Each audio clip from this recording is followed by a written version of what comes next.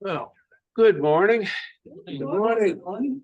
My name is Dick Dingus, and I'm with the Virginia Beach Friends of IANDS, along with our other board members, Neil, Jeff. Where's Lloyd? There he is. Okay, and welcome to this morning's program. We have a good program that's about to begin. I want to make some announcements first. Thank you for your donation. This meeting is being recorded to my Zoom cloud. And if you want to share it with a friend afterwards, just get in touch with me and I'll send you the link. There's no extra charge. And then you can share it with your friends if you want. If you're not on our email list to receive announcements of the programs that we have, we ask that you sign up, and you can sign up at the table. I have a tablet. I'll put it over on that chair if you want to use it there. For 2024, we're moving to Fellowship of the Inner Light. The meetings won't be here any longer. Fellowship of the Inner Light is, and you'll get an announcement of it by your emails. We have a. Do we have a drawing today? Okay. If you like near-death experiences and like to learn about them, I have a meeting at my home every week. And in which I feature mostly a near-death experiencer or someone who's had an ET experience. And you can learn more about it in a brochure on the table. It's called Strangers No More. If you brought a cell phone with you today, you might want to silence it at this time to avoid embarrassment. We have another program that's going, it's not my program, but it's someone I know and love. Her name is Tricia Barker. And the information about that program is on this sheet. There's only one of them. I'm going to put it over here. It'll be going on for most of the day after this meeting. If you want to have lunch together, we can go up to the Gray's Cafe. And if you'd like to be known, there are name tags, and the name tags are over on the table. Now let's see what else.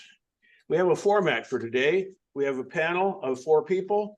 Each one of them is going to present, and then the other panelists will have a chance to experience, to share on that topic. And then the audience will be able to ask questions. But we have 4 of them. Each of them has a half hour for a cycle. And our first one is Neil.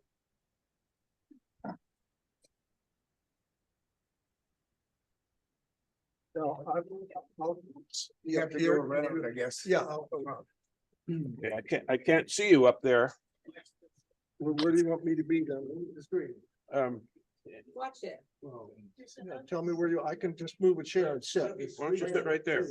Okay. All right. Watch the floor. No, I don't, okay, I don't need the cord. No, this is fine. This will be fine. This will be fine. Oh, that's fine. Watch the cord. Oh, Good morning. My goodness, a nice group. Yeah, we're transitioning, as he's saying. This is the last meeting of I've got a started 20 years ago, and I came in about 14 years ago and seen a lot of your faces, and we've talked about UFOs, but it's time to move on. And we're doing that physically, and today I'm going to talk about doing that collectively. Because the last UFO thing we've had here, you can't hear me? I can hear you. Oh, okay. Yes, I love it. Okay. The last one of the UFO meeting we've had here was before the pandemic. So in this time frame, the last 5 years, the government has started to declassify a lot of the information that I've known, and I'll tell you about that briefly. And it's helpful. And then there's a book. I'm a part of an organization called FREE, Fundamental Research into Extraterrestrial and Extraordinary Experiences. It came out of an outspring of the astronaut Edward Ed Mitchell, I knew Ed well. I had him up here speaking to us here before his death about 5 years ago. When he went on Apollo 14, and on the way back, he saw the face of God coming back from the moon. And it talked to him about that he really needed to do something else besides being an astronaut. And he had gotten his PhD from MIT. He was considered to be the next chief astronaut. So when he got back and was in the debrief and he said, I'm going to retire, NASA was really, I was sort of on the fringe of that at the time. NASA was really angry. I said, no, you can't retire. You're going to be our chief astronaut. And Ed Mitchell said, no, I've got a new agenda. And I'm going to start what he did, what's called the Institute of Noetic Sciences in California. And I was a part of that and still am to some extent. And then he left that, and the people who stayed there, I know quite well at IANDS. But then he came and he started a group before his death called this Fundamental Research. And as Dick and most of you know, I dislike reading. I usually barely ever will bring a note up when I'm speaking, but I want to read some of this stuff from you. Let me give you a little bit more of my background. I was all in the 90s, professor at George Washington University, and invited to be a part of the government. The government has been problematic in activities all this time.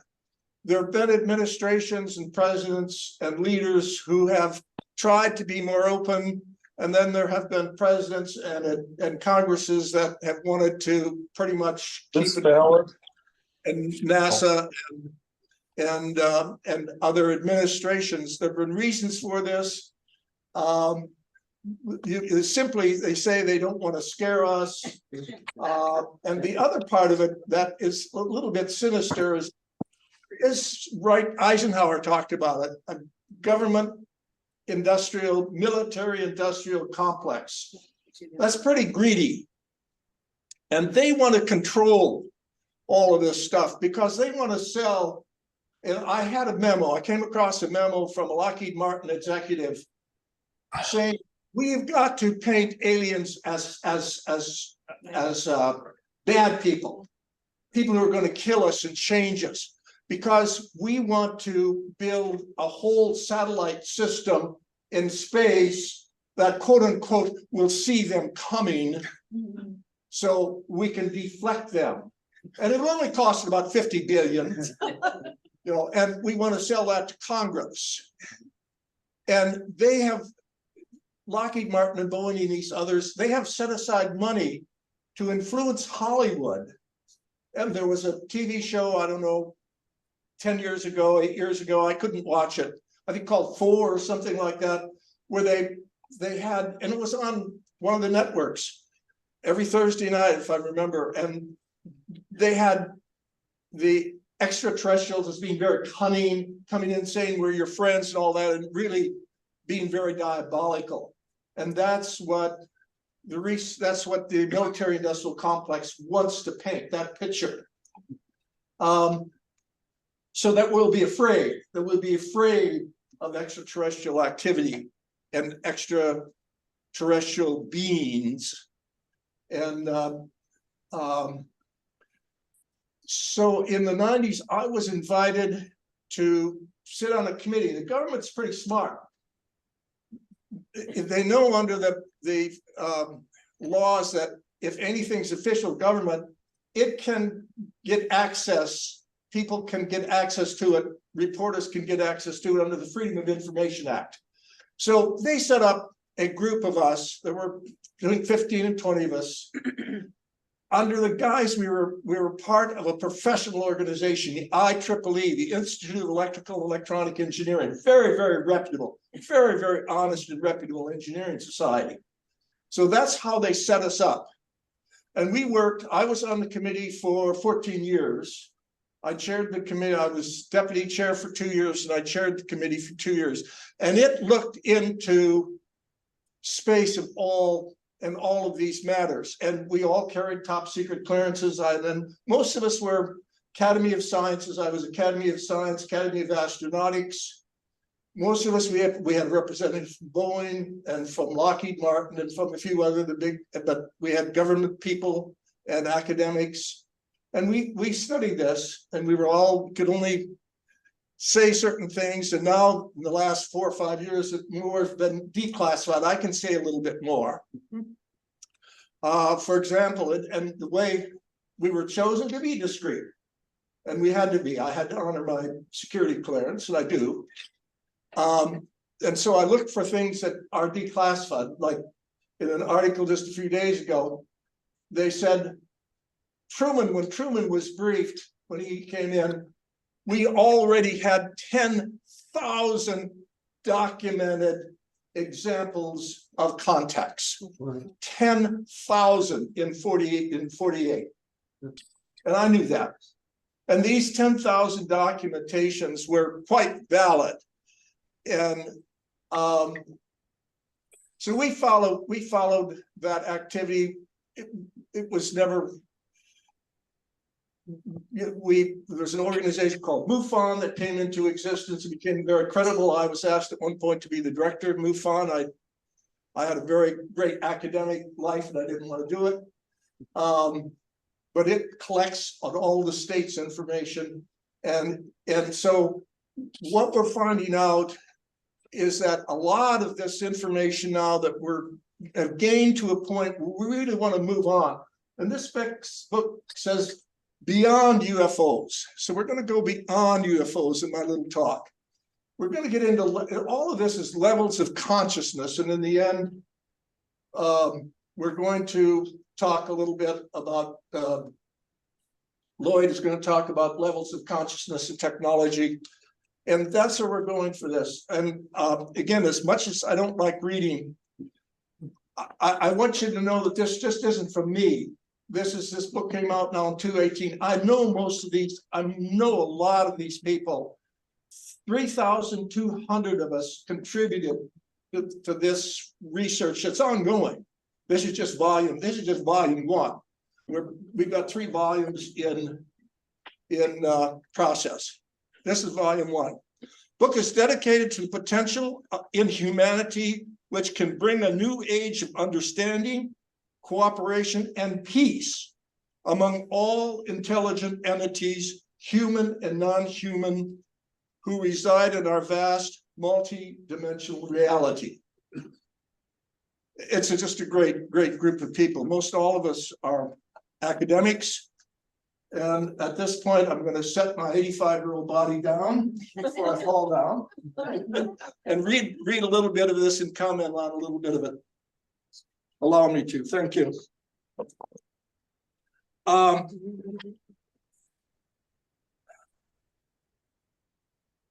John Max, a friend of mine. He's good. Contact with non-human intelligence suggests that these experiences seem to be created,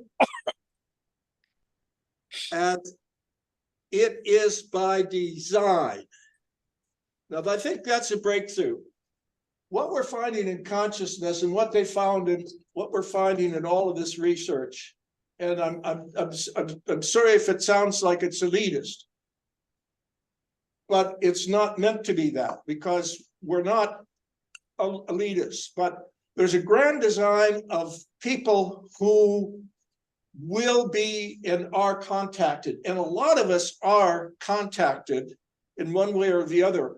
Doesn't have to be a physical contact. It can very much be a level of consciousness where it's not necessarily a person to a non-human person, but it's something that you have in your dreams or in your consciousness or in your meditations where we're contacted. And so many of us, and that's not saying that you're bad and I'm good or the people who are good, but it's to be open to it. If you're really open to it, as I believe if you're really open to God, if you're really open to it, a lot of beautiful things can happen. but a lot of people just through, again, all that fear and mistrust and disinformation causes people not to be open to it. And they just say, well, this isn't really happening. This can't be true. I'm not saying you're bad, I'm not saying you're dumb, not saying, it's just that some of us are sort of more open to this, and it sort of, we like it, we thrive on it, and then more of it's given to us. Okay, and look at the video. It is a design of it to educate all of us. Now go back to, there's one thing that is not been, if we look for a reason. Okay, thank you. You're welcome. Substantiated, How are you guys? No, I don't know. I don't know what happened. I don't know what happened. totally fictional. I mean, totally Okay. true. You can debate Want me this. to lock the front door? Do you want me to lock the front door?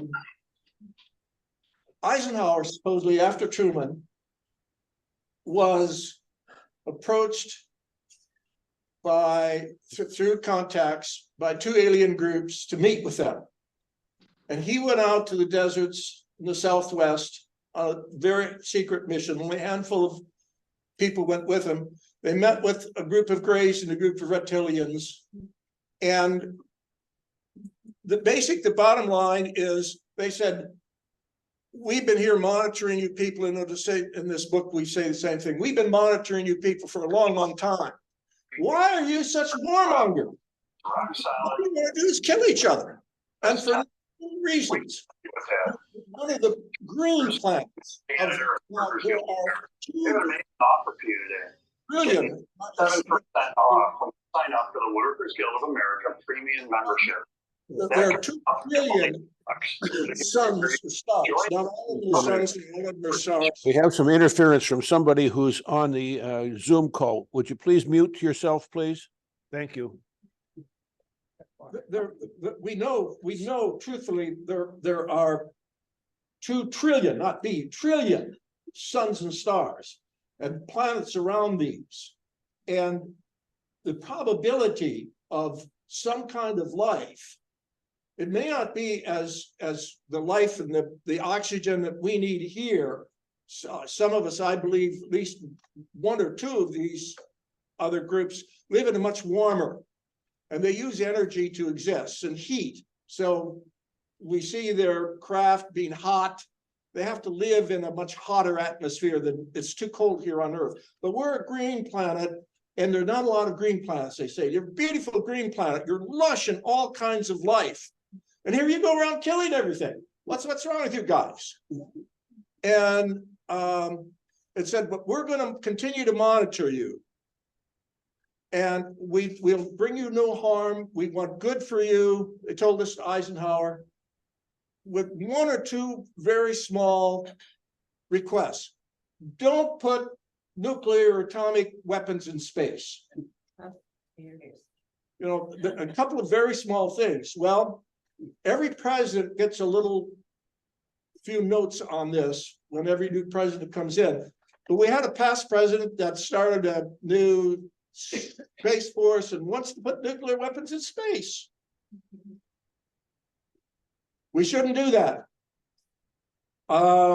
As again, going back to government's administration, some are good and some are not so good. So that's the Eisenhower story. So in the 90s and into, I think I've worked in this group until 2004. When I left, or 2006, I think I was 92 to 2006, those 14 years. And we accumulated a lot of information that's in here. And it's summarized in this, again, created if by design. This awakening, there was awakening that goes with being contacted. The awakening to higher awareness that comes out of the ego, which all of us have. An ego-shattering impact of encounters carries with it quite consistently certain interrelated psycho-spiritual changes. We find that there's a spiritual connection in all of this. This big human design is not just psychology. There's a spiritual aspect to it. especially if the experiences are enabled to work through their traumatic dimensions of what they just happened to them. So there's this great design, and there's a spiritualness to it, which goes in some great detail. It's not a religious. I mean, there's not a dogma associated to it, but it's a spiritualness.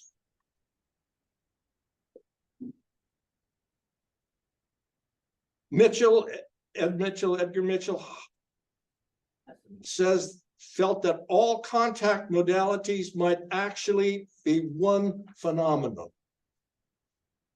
which should not be studied as separate. When this research was done, someone said, well, let's do remote viewing. Let's do near-death experiences. Let's do out-of-body experiences. Let's do all of these stovepipes. And Ed Mitchell said, no, they're all one. They're all one dimension. They're all levels of consciousness that we should study as levels of consciousness, not as NDEs and OB out-of-body experiences or remote viewing or telepathic experiences, whatever. So bring it all into one. And this contact modality has developed viable hypotheses for the unification theory of consciousness and contact. He was working to that. A theory of consciousness and contact that go together. And as a result of lots and lots of practice, I've gotten really comfortable with this. And I find it's a really good way to lay stuff out. Want to show it? Somebody on a telephone has their mic open. Would you please mute your mic, please? Here's the deal. Let's say on this board, I want to cut a chamfer on the south side. If you make me a co-host, I can mute him. Simple. One question.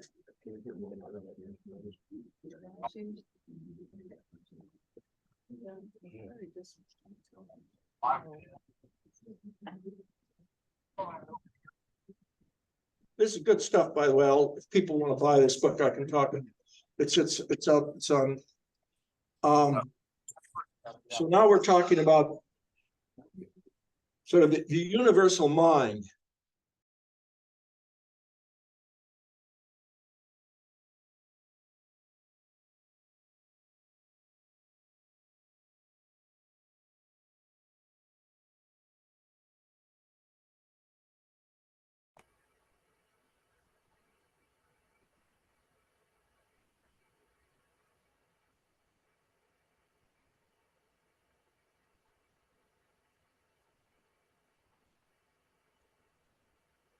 The sound is off.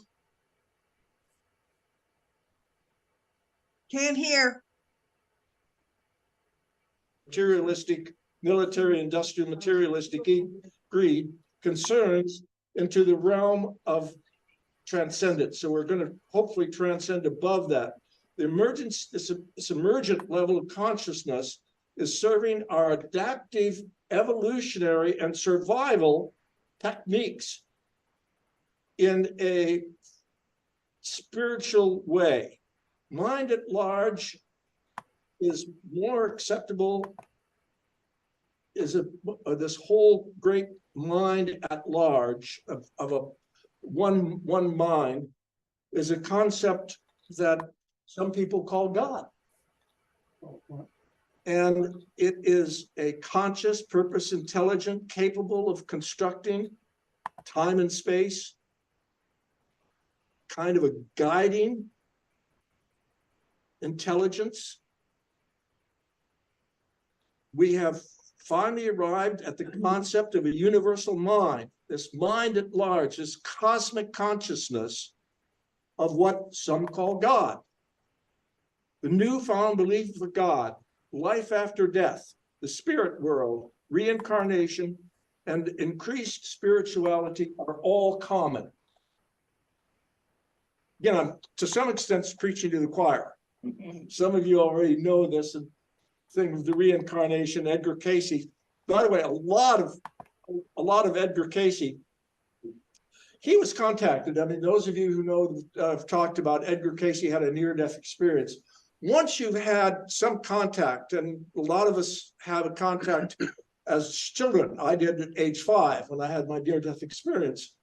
Once you've pierced that veil, then it becomes so much easier to get further contact and be approached again and again through not necessarily physical contact, but through inner knowing about what's going on. Okay, I've got just 2 more things and then I'm gonna be finished with my time. So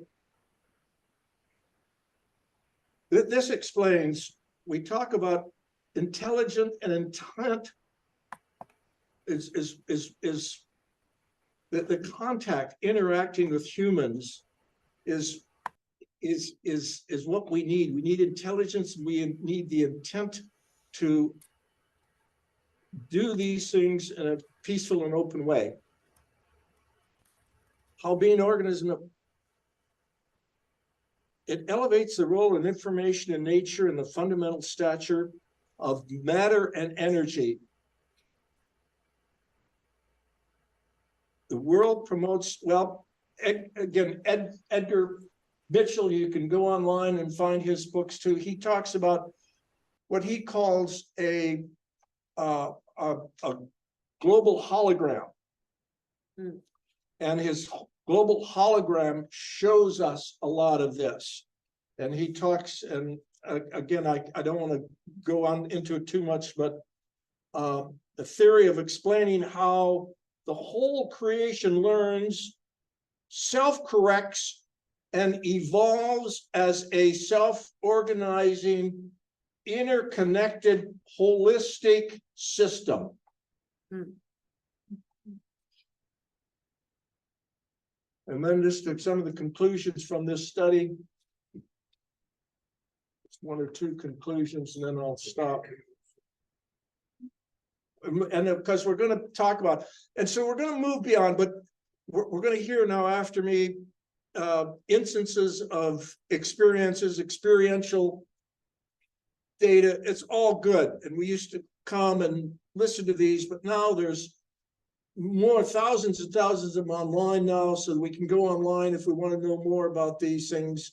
So there's going to be fewer and fewer opportunities for us to come together like this, although it's a beautiful group here today, to try to hear these stories, beautiful stories of contacts and experiences that these people have had, and how when you're contacted, you want to be a better person.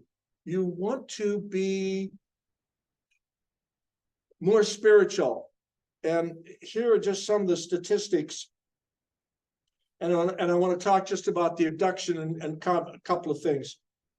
There's this survey that was done with 3,200 people.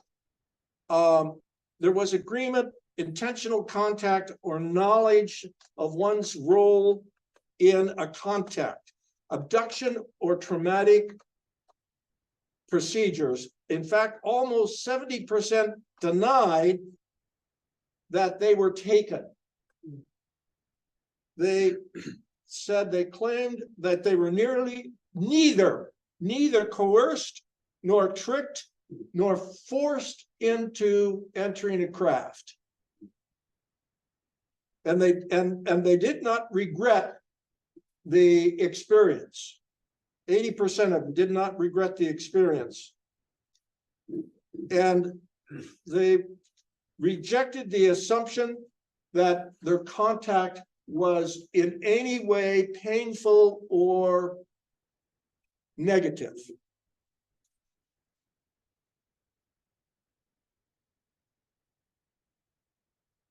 So the primary person of this thing involves an awakening to who we are as a species. That planet Earth participates in a universe of consciousness. Contacts equals expanded consciousness, and we should all be open to it.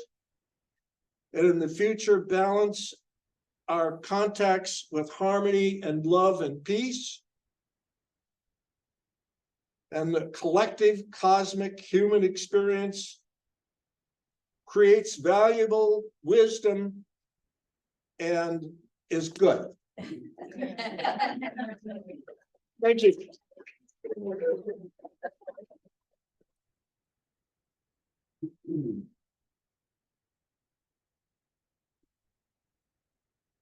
Originally, I wanted our format to include an opportunity for all the panelists to comment on what the other panelists said, and then for us to all have an opportunity to ask questions. But I don't know if we have time for that. Yeah. So I think I'd like to just invite our next panelist, which would be Geraldine Orozco, to unmute, and I will pin her to the screen. And you might need to move in so you can see the screen.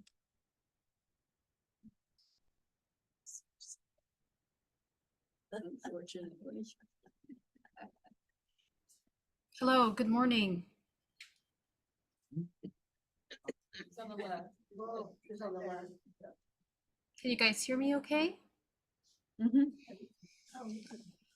morning. Good morning. Good morning. Okay, I'm gonna turn up the volume so you can be heard. Y'all can't see. Okay, perfect.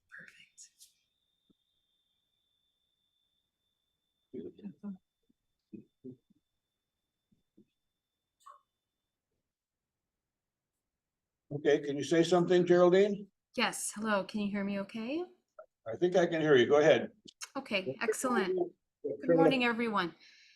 It is such a pleasure to be here. First of all, thank you so much for the invitation. Sorry, is the audio okay? Yeah, it's better. We're good. Okay. Okay. Okay, excellent. Yeah, thank you so much for the invitation to participate in this gathering. It's such a pleasure to be here. Yes, that was a very beautiful presentation by Neil. Thank you so much for that. And in some ways, it's a good segue into what I want to discuss. I guess what I'm going to be talking about is essentially how these interdimensional experiences are kind of processed through experiencers in the subconscious mind, and how they present themselves through different kinds of phases in their lives and scenarios. I'm going to talk about simultaneous lives and how hypnosis clients seem to travel through these experiences in out-of-body experiences similar to NDEs, and also the agreements, I guess the experiential agreements that seem to show up in these realms, in these subconscious realms that emerge as the experiencer begins to recall their experience. And then how it manifests in our physical world. And I think that we are very much a changing world, that we are quickly evolving, as was shared by Neil, that we are talking really about consciousness, and that really is the focus that I also focus in my work, trying to bridge the gap in between the non-physical and the physical, and then the mechanics of how to reach that information essentially. So what I find is that when the human seems to connect to themselves, they have access to these subtle realms, and then they have access to the information. And I guess what is happening now is that because our human race is evolving so quickly into a multi-sensory, multi-dimensional race, genetically, we are being changed. We are being changed in many ways. And I do feel that all the changes that are happening in the world today, including disclosure, is I guess it's a precursor to that, but also it's a response to this evolutionary change that we're going through collectively. And I think that we see this, myself as a therapist, very closely by working with clients and observing these shifts and changes that they're experiencing, and the connections that they're accessing, the information that they're accessing. So Dick, is it okay if I share my screen? Is that possible? Yes, I can make you a co-host. Just a minute. Okay, great. Just enable screen share. Yeah, I just want to share with you a couple, just some imagery to kind of help us get some context, as this information is sometimes a little complex. Just organize some thoughts.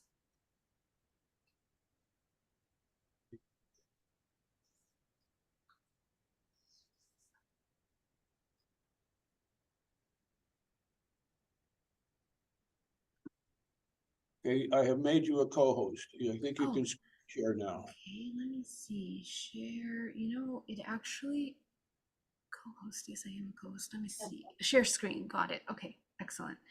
Thank you so much. Okay, so I'm just gonna dive in really quickly because you know, I don't have that much time, but I want to just impart just a couple main points here when it comes to the concept of what we're going to be discussing. What I want to share with you is how the connection between interdimensional contact merges into people's lives and the kind of networks that are kind of, I guess, manifesting themselves. We're kind of mapping out this memory database that is available for us in the subconscious mind that humans have access to. And contactees in particular are very interesting because contactees seem to have elevated intuition, elevated sensory, multisensory abilities, usually as a result of contact, but then also some already are born with these abilities and then just remember their experiences very vividly through their lives. And essentially, when we begin to observe, there's also patterns in contacts in family members that are contactees. And I find that really interesting because it seems that contact experience is running through families, in fact, through generations. That's where my area of research is, about the DNA aspect and the storage of this information. How is it storing within our organism, which is very much like a holographic system that is storing the memory as emotional data, vibrational frequency data within the body.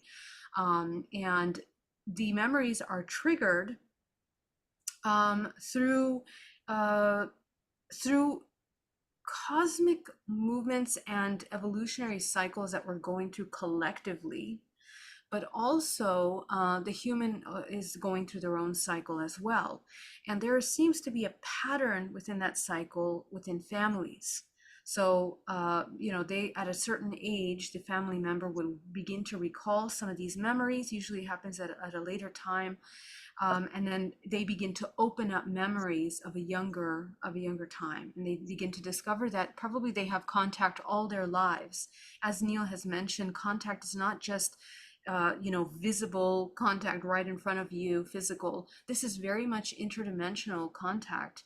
And our consciousness plays an immense role because a lot of these experiences are happening in dream state, out of body experiences, and even in these near-death experiences. So we're beginning to observe that and how it's manifested, that communication. But to begin, we need to understand that everything is deeply interconnected. Number one, we store within our ancestral DNA a database of history that is playing out in our everyday experiences. But in addition to that, ancestral memory that connects us as one human race back to a certain origin, you know, this also speaks to our starseed roots, that we actually do have, it seems, some very profound connections and memories of other intelligences and consciousness that are embedded within our DNA, and as DNA being a memory storage system, seem to emerge within these families at a certain time.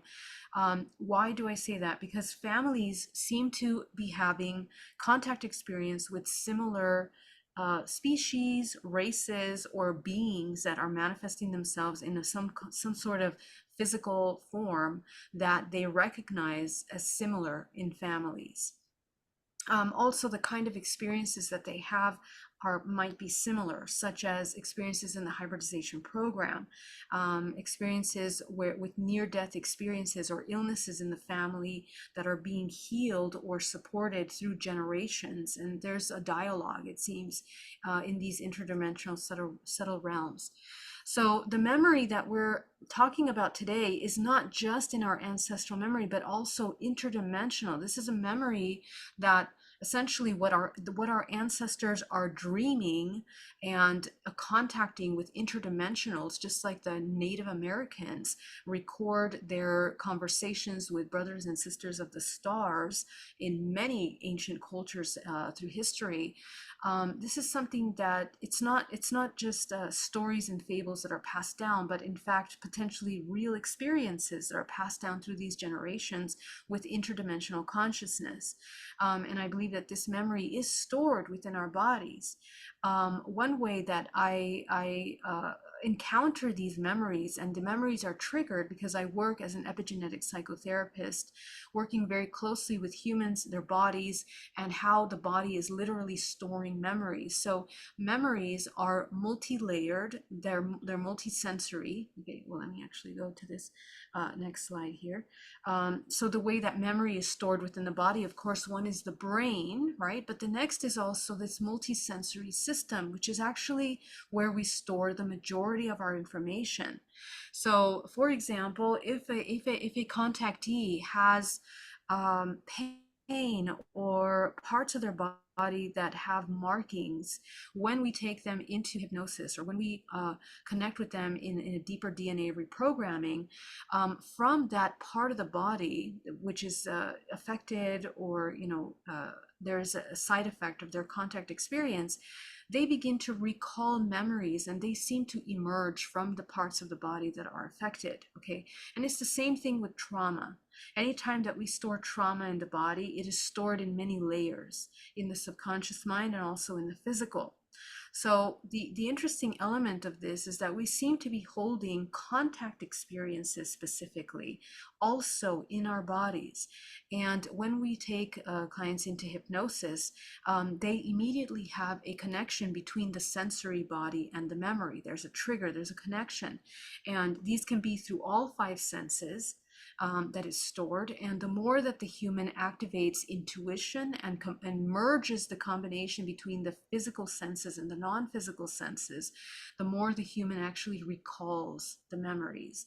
And in hypnotherapy, this is something that is very interesting because it begins to create kind of a picture, a whole picture of these experiences. Now, in these realms, what we're kind of looking at, this map that I created, and there's this map needs to be really explained in depth, but I'm just going to give you an overview because there seems to be a kind of landscape that every single human seems to access at some point or another. And I find this very interesting because people from different belief systems, whether it's religious systems or cultural systems, educational system backgrounds, they all seem to somehow navigate or touch in at least more than one of these realms in which these memories are stored. Okay, so our multidimensional body, we talked about the sensory memory system, is deeply connected to our physical body. Our physical body stores this information, and it seems to be that we have a spherical structure of database storage. So in the same way that our bodies are kind of spherical, toroidal like in the way that they move life force through the body, it also seems to be that these layers of information can be accessed in a kind of spherical form as well. And I say that because there are, based on their vibrational frequency, based on their brain wave state, they access these layers in some kind of organized manner, some kind of organized manner.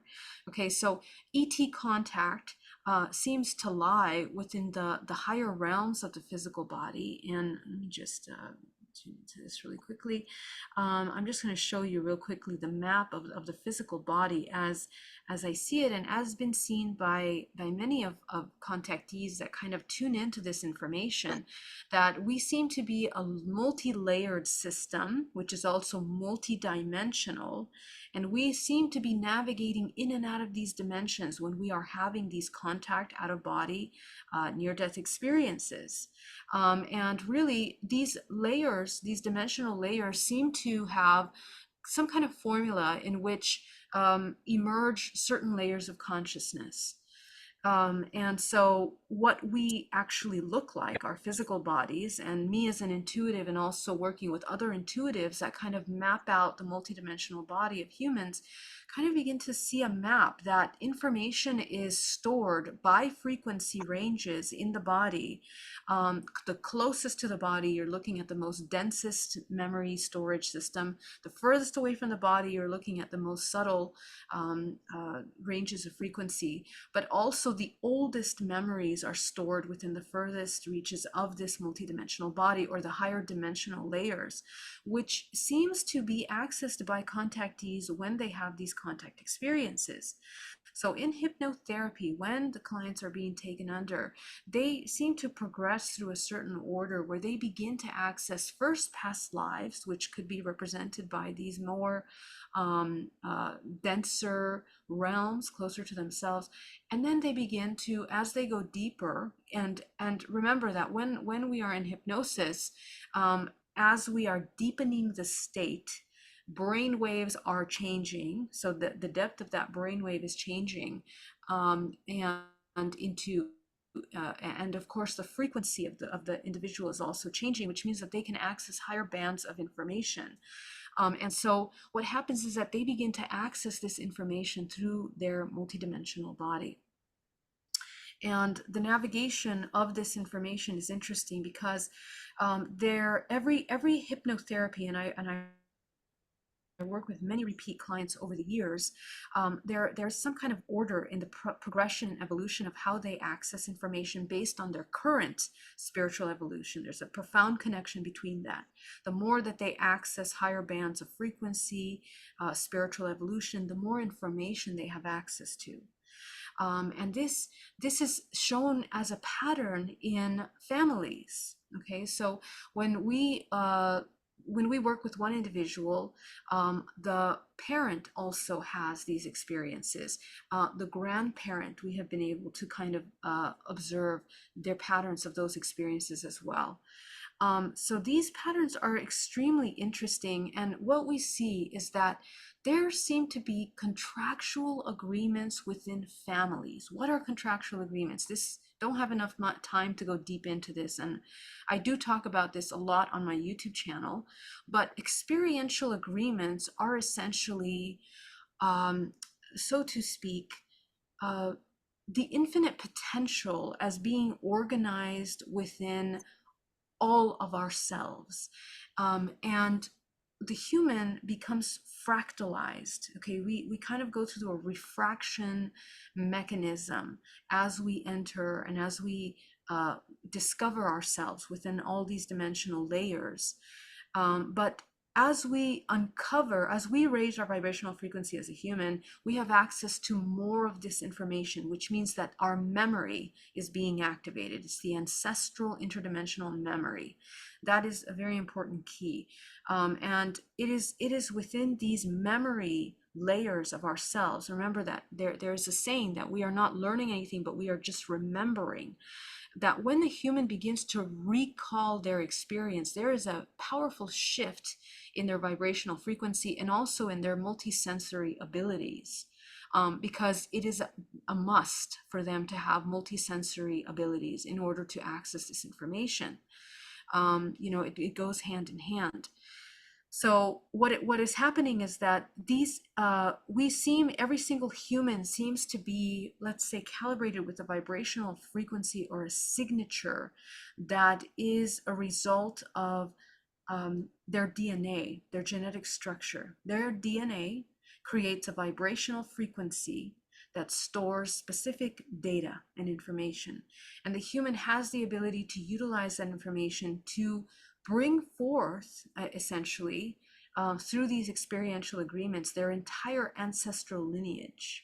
Okay, so the more that the human integrates these out-of-body experiences, remember, these experiences are happening in dream state. And just to be clear, contact experiences are not just with, let's say, alien beings or species as we have known them.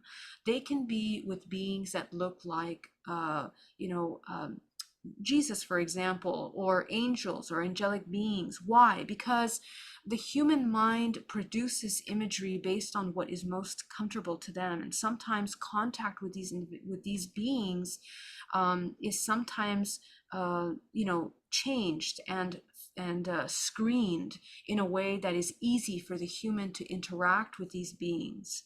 Okay, we see this in hybridization program, and we also see this in general contact experiences.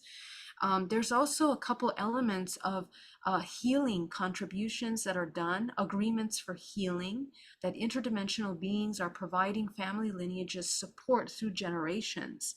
So for example, healings will happen from simultaneous healings or healings over time through several different layers of experiences.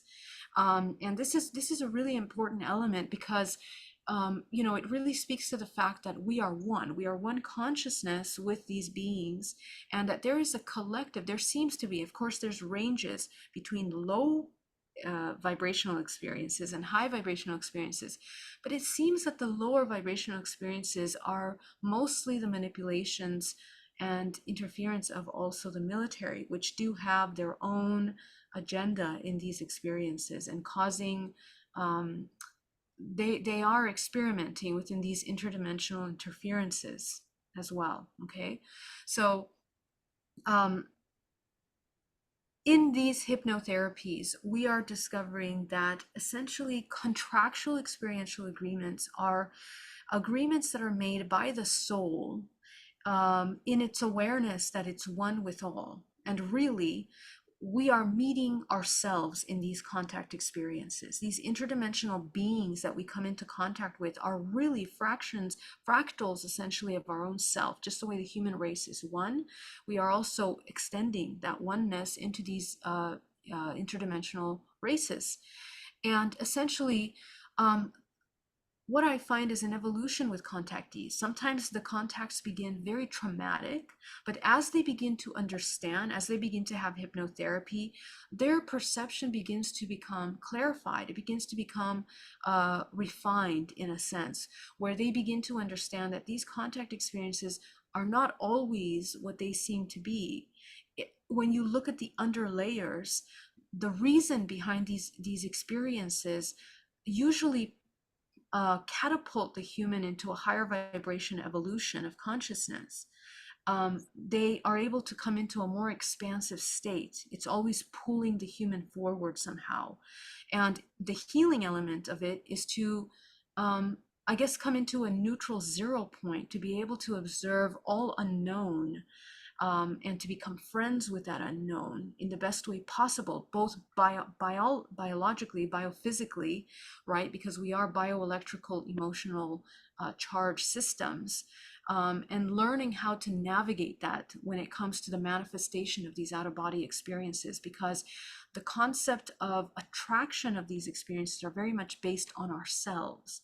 So when we have a lot of trauma, sometimes we have very wide ranges of experiences, really, really low experiences, but also are countered with these incredibly healing, incredibly beautiful, activating experiences with these beings.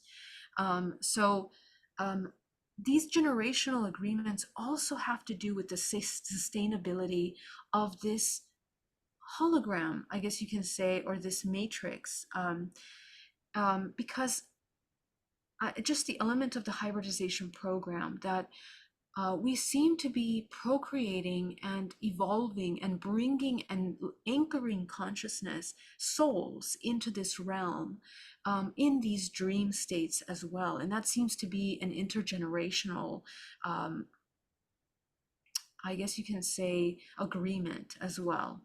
So we are working as these human souls in more dimensions than one. In fact, what we do in dream state is might be even more powerful and more impactful to the collective than what we do in the waking state.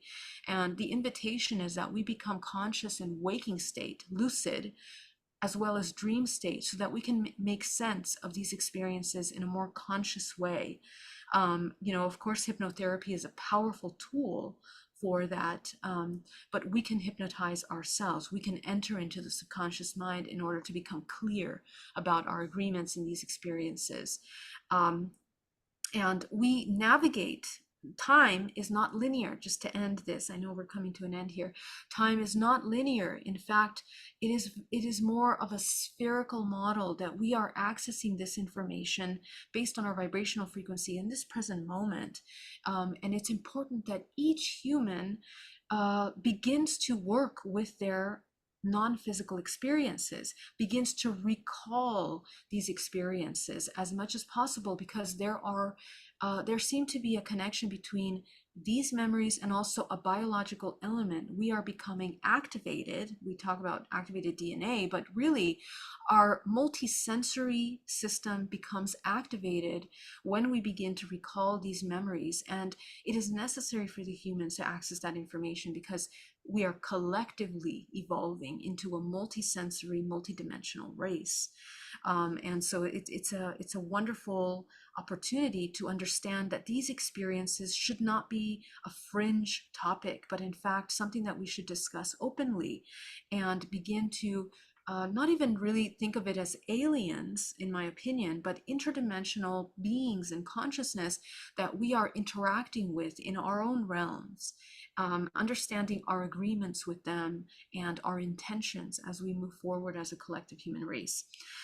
So I think I will end it there. I hope I covered everything, but if anyone has questions, I'm really happy to dive deep into those things. Thank you so much. Thank you, Geraldine. Thank you.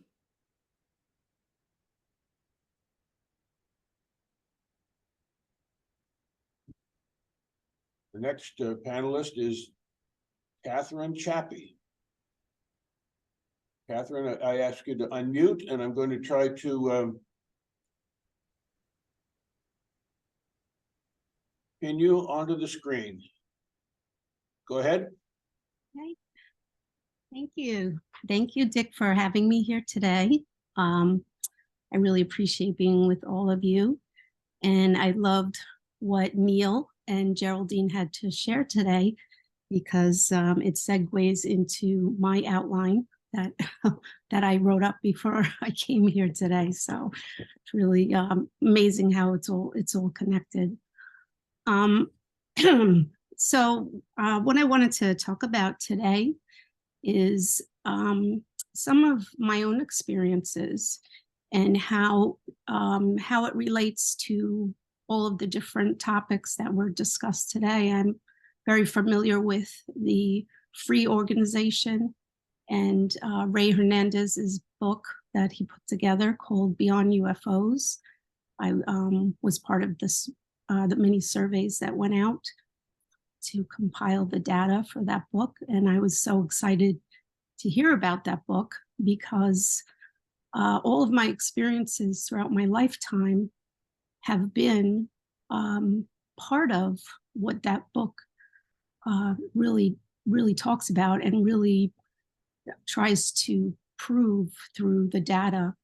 And it was exciting to hear that this was the very first research study on contactees that was so vast. I think there were over 4,000 of us that partook in the 3 different surveys that were put out. So I encourage anybody that's interested in this topic to get that book, and you can get it through Ray's website. It is he's now merged it into a different website, and I believe it's called A Greater Reality, and he's offering these books for free because he wants to make sure that everybody has this information.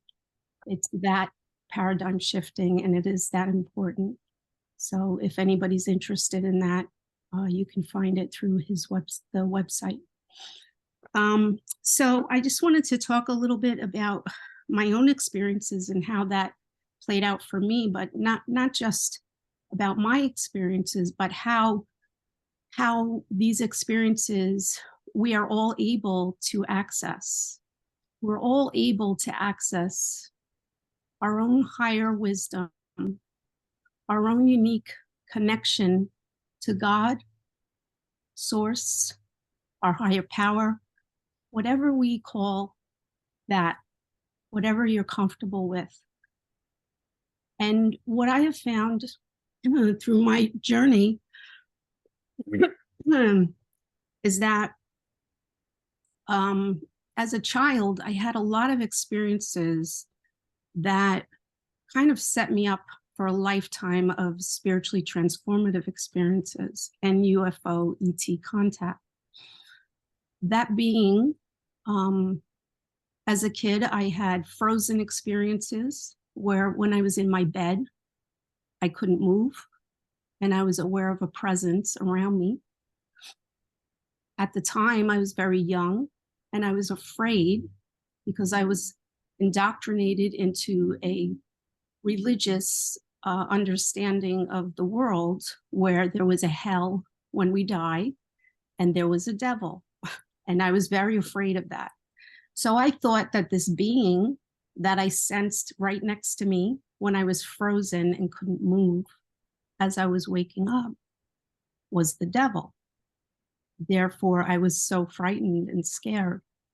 That happened to me a few times as a kid. I also had a lot of different types of experiences where I should have actually died, but didn't. And I also had experiences of some traumas where I have memories of those traumas, but viewing those traumas outside of my body, like in the corner of a room, looking down at it so as not to feel the pain of the trauma. So I think those early experiences really set me up to understand that I'm not just this physical body, that there is a whole other realm and a whole other dimension to who I am. And I knew this just from what I had experienced. And I questioned everything about religion and what I was being told about the dogmas of religions. And I had an understanding as a young child that those things were not, that just didn't make sense to me because I felt that God was love. And why would God make all of us, but yet only few of us could get to heaven when we died? Didn't make sense to me. So through my years, I ended up starting to question some things that were happening when I was older. And I started to have some medium experiences where I would see the spirit world. And a friend of mine had died, and I saw him pass right in front of me, like as if he were full-bodied, as I was having a conversation about him. And so I got curious about mediumship and started to go to a spiritualist church by my house. And this was all very synchronistic. I didn't even know anything about spiritualism, but I got involved in that. And once I started to learn how to meditate is when everything really opened up for me. And it was through these experiences of quieting the mind and going into a deep stillness within myself and asking to be shown the spirit world, my relatives that had deceased. I would ask for help, for guidance. I would start having a lot of experiences and having different types of knowings that were guiding me through my life. And one of the things that I had done was that I started to journal and keep track of these experiences. And for 17 years now, I have been journaling my spiritual experiences, my dreams, synchronicities, and all the different contacts that I've had. I have found that to be really beneficial, because what I have found that is what you pay attention to grows. So when I pay attention to these things and I write them down, or I draw what I have seen in my dreams, even if I don't understand it at the time, eventually it will make sense to me and I will understand it, and it will have meaning to what's going on in my life. So all of these things are really connected in that once I started to meditate and open up consciously in that way, a lot of things started happening where I was able to, see the spirit world more clearly with intention. I would ask for them to come and give messages, not for me, but for others. So I was able to give messages at the Spiritualist Church. And I did that for several years. And I sat in circle every week, and we practiced doing the mediumship, and then we would give messages to people on Sundays. So with that, I had an awakening, a spiritual awakening in 2008, and it was very profound. I had been asking to meet my spirit guides, and they started to come to me, and I was having a unitive experience with God. And it's hard to put into words, but it was just such a beautiful, blissful experience for me. But I know that it scared people around me because they didn't understand it. And so when I was telling them that I was talking to my guides and my deceased loved ones and relatives on the other side, of course, they were afraid because they didn't understand that kind of experience. So I got to experience what that was like, not feeling supported on the physical realm, but also feeling so supported in the spiritual realm. And I was in two worlds at once, and it was really beautiful. And after that experience kind of calmed down a little bit, I did some research and looked online, and I found this word, Kundalini awakening, and I found that this was something that had happened to me. I had a full-blown Kundalini awakening where my consciousness expanded and I was one with God. And so I, at the time, was being guided that I was being prepared. I felt like I was kind of going through an initiation of some kind. And they said that many people would be waking up, many people would be having spiritual experiences, and that this was kind of preparing me so that I could help people and, help them to know that they're not going crazy. Because in our culture, a lot of times people that are having these kind of profound experiences, be it spiritually transformative experiences, unitive experiences, NDE experiences, contact experiences.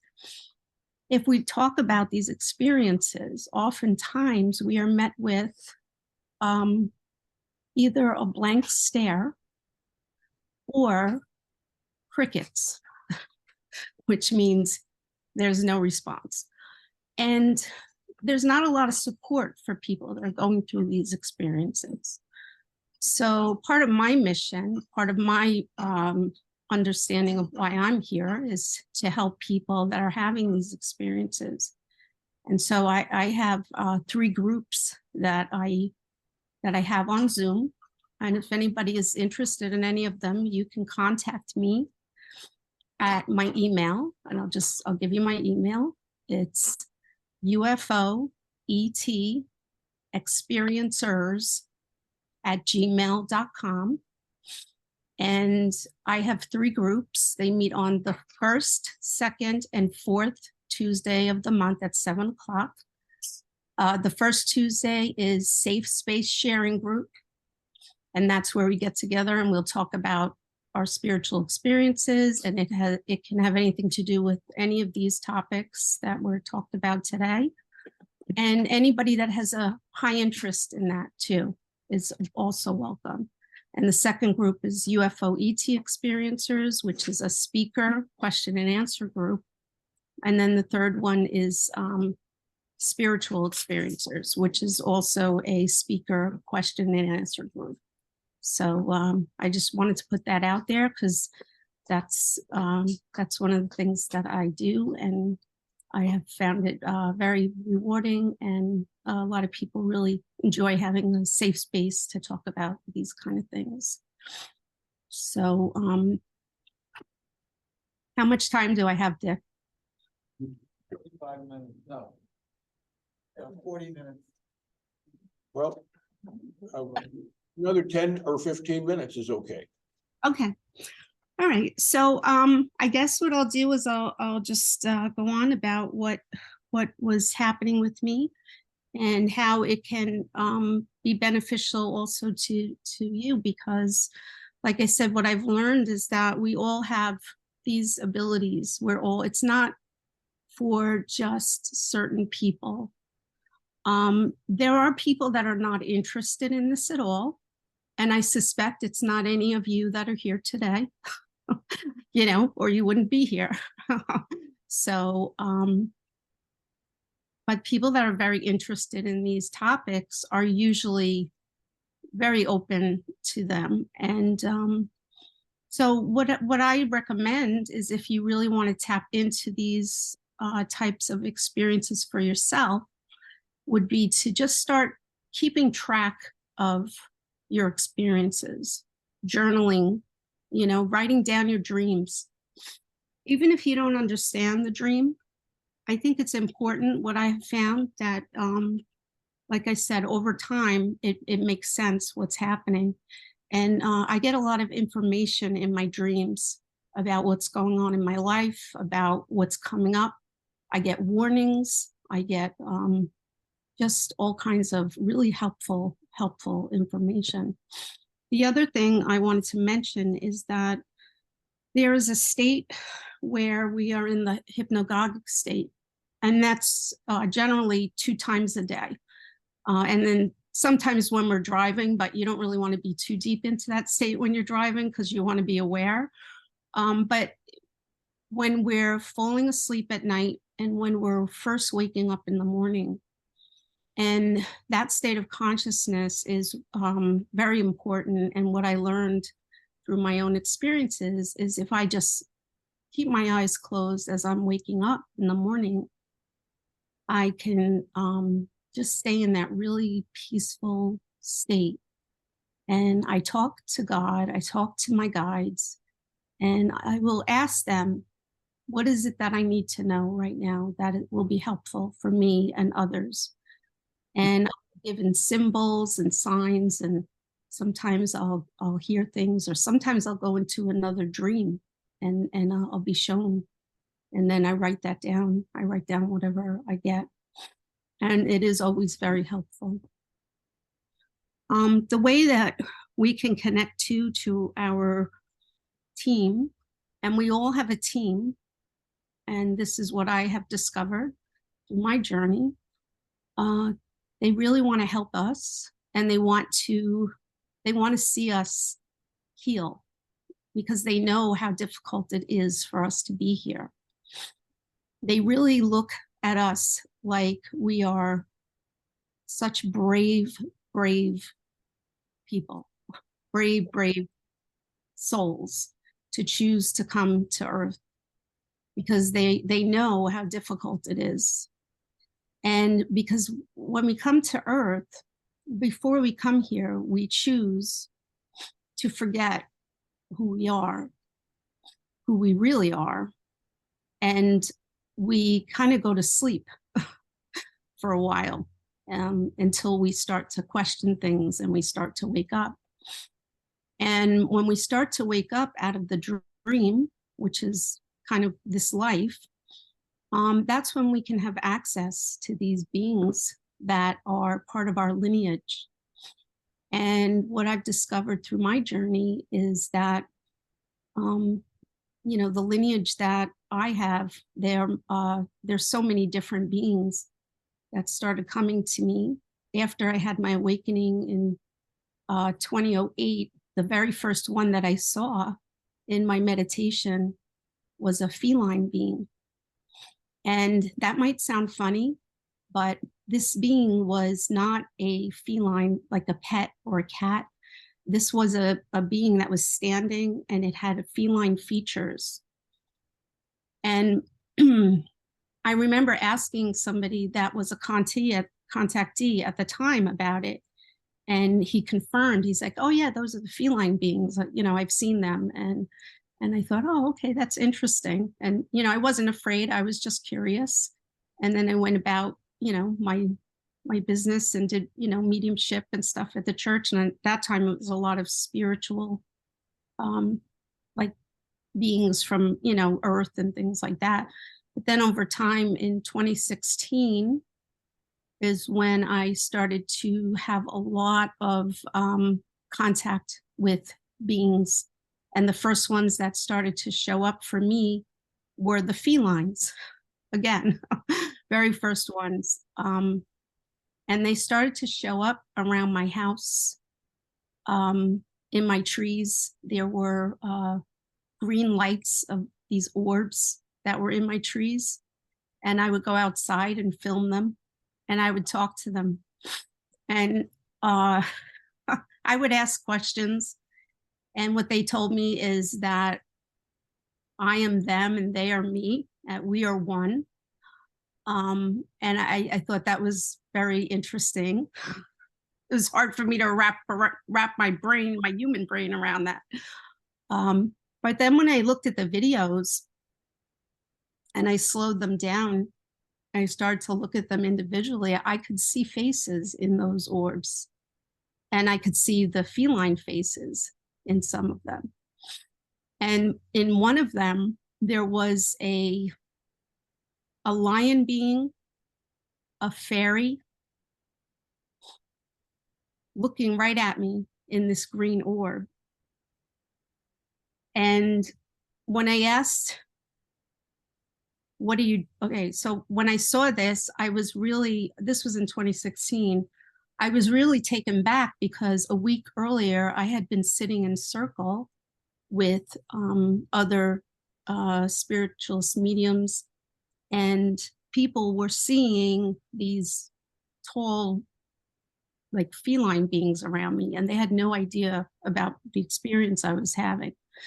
And so we went into a meditation, and in the meditation, it was a guided meditation.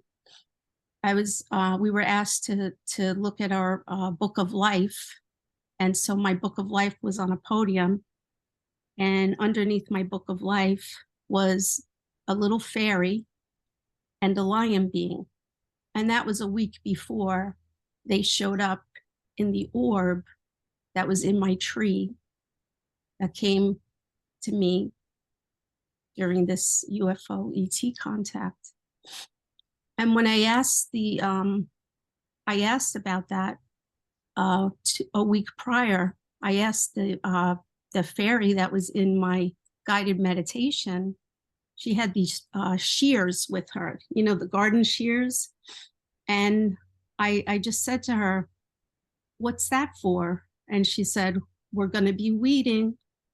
I'll never forget it.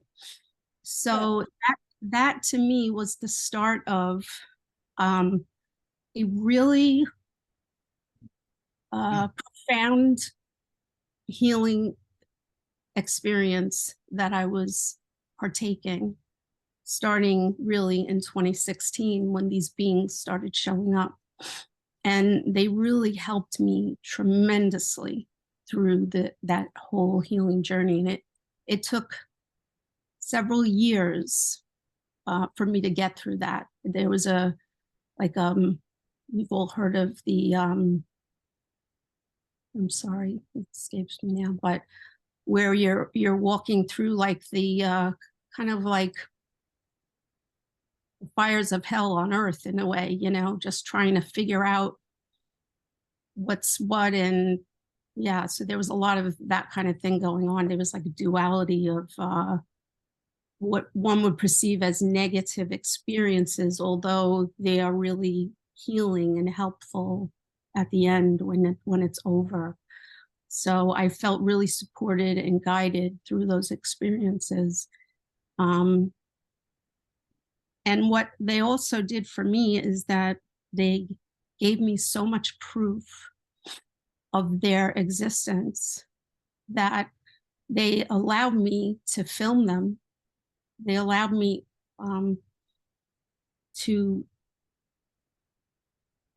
document my journey, and left me so much evidence of their existence, of these different things that were happening, that I couldn't deny it, you know, even at times when I start to think, you know, maybe I'm going a little crazy. I can look back at my documentation and say, no, this happened and this happened and this happened. And, you know, I was able to have pictures and videos and things like that to really help me in that way. So I think, what else do I want to say? If you're somebody that really is interested in this and want to connect with your lineage of helpers, because that's really what they are. What I've discovered is I have had lifetimes with many different beings, as many different beings, and we all have. So, and these beings, they come in the vibration of absolute love. They only want what is best for us. They love us and this planet.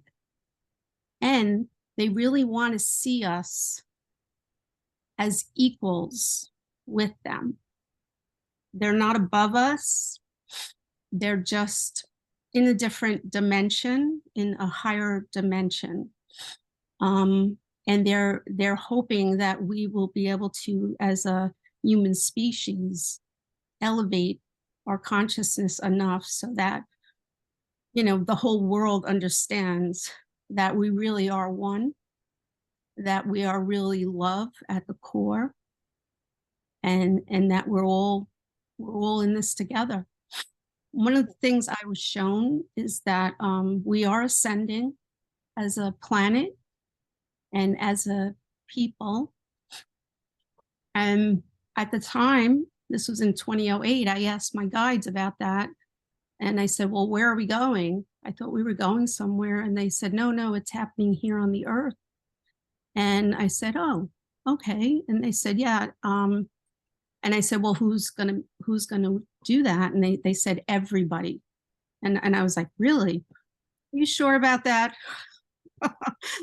You know, I remember just saying, even my ex-husband, and they said, yes, even your ex-husband. And I was like, all right, well, I guess, you know, if he can do it, we can all do it. I was a little bitter back then, but yeah, so that really taught me, you know, that we are all going to go. We're all ascending. It's going to happen for everyone. Might not all happen at the same time, but it is definitely going to happen. And they showed me what the world would look like once we were all ascended. And when I saw, in my view, I was outside, the colors were just so bright and beautiful, and it just felt so clean. And so I just know we're headed in a really good, we're headed to a really good place here on Earth. And people that are having these experiences, be it spiritual experiences, NDEs, contact experiences, unitive experiences, I feel like we are all part of this. We're kind of like the first ones that are at that, you know, we're kind of pushing the boundaries, you know, and so it's hard for many of us, or it has been hard up until now, because there hasn't been support for people that are having these experiences. You know, a lot of times people have been ostracized, people have been put in psychiatric wards, people have been completely abandoned by their families and told they were crazy. And so I think the fact that we're all getting together, we're all having these conversations now, we're able to do this over Zoom, which is an absolute blessing. And word is getting out on YouTube, on, you know, people are really curious about this stuff. And I'm so excited and so happy to be part of this, to see you all here today, and to know that you're all part of this too. And I envision a beautiful world for all of us in the very near future. So thank you. Thank you for having me. I appreciate it. Thank you, Catherine. Get a break. Yes. Did you get a break? Not very well, because we're gonna be out of time. If you need to, Are there any questions? we're gonna have questions at the end, if that would be okay. But our last panelist is Lloyd Kramer. And Lloyd, would you like to remain seated there or go to the other chair? I'd like to get that podium down here. at Okay. Floor level, and I think I can wing it in there. Got it. Just there, or whatever. Stand, Lord. 45 degrees or something like that. Huh, yeah. Well, first, let me say that all the opinions and interpretations I'll be expressing today are mine, not any of the many organizations with which I'm affiliated. So if you have any concern, bring them to me. I can ignore them as well as anybody. Now, this is the ARE, and in ARE circles, many people are interested not only in ancient civilizations like Egypt, Atlantis, but also in the Bible. But you don't often hear them discussed in the same lecture. So my title today is Extraterrestrial Devices in the Bible and Other Ancient Texts. Now, one handy trick in doing this type of research is to use the King James Bible, not because it's perfect, but because it's the closest to a literal translation. In later versions, the translators guessed at what things really meant and were often wrong. In the King James, they just translated, whether they really understood what they were describing or not.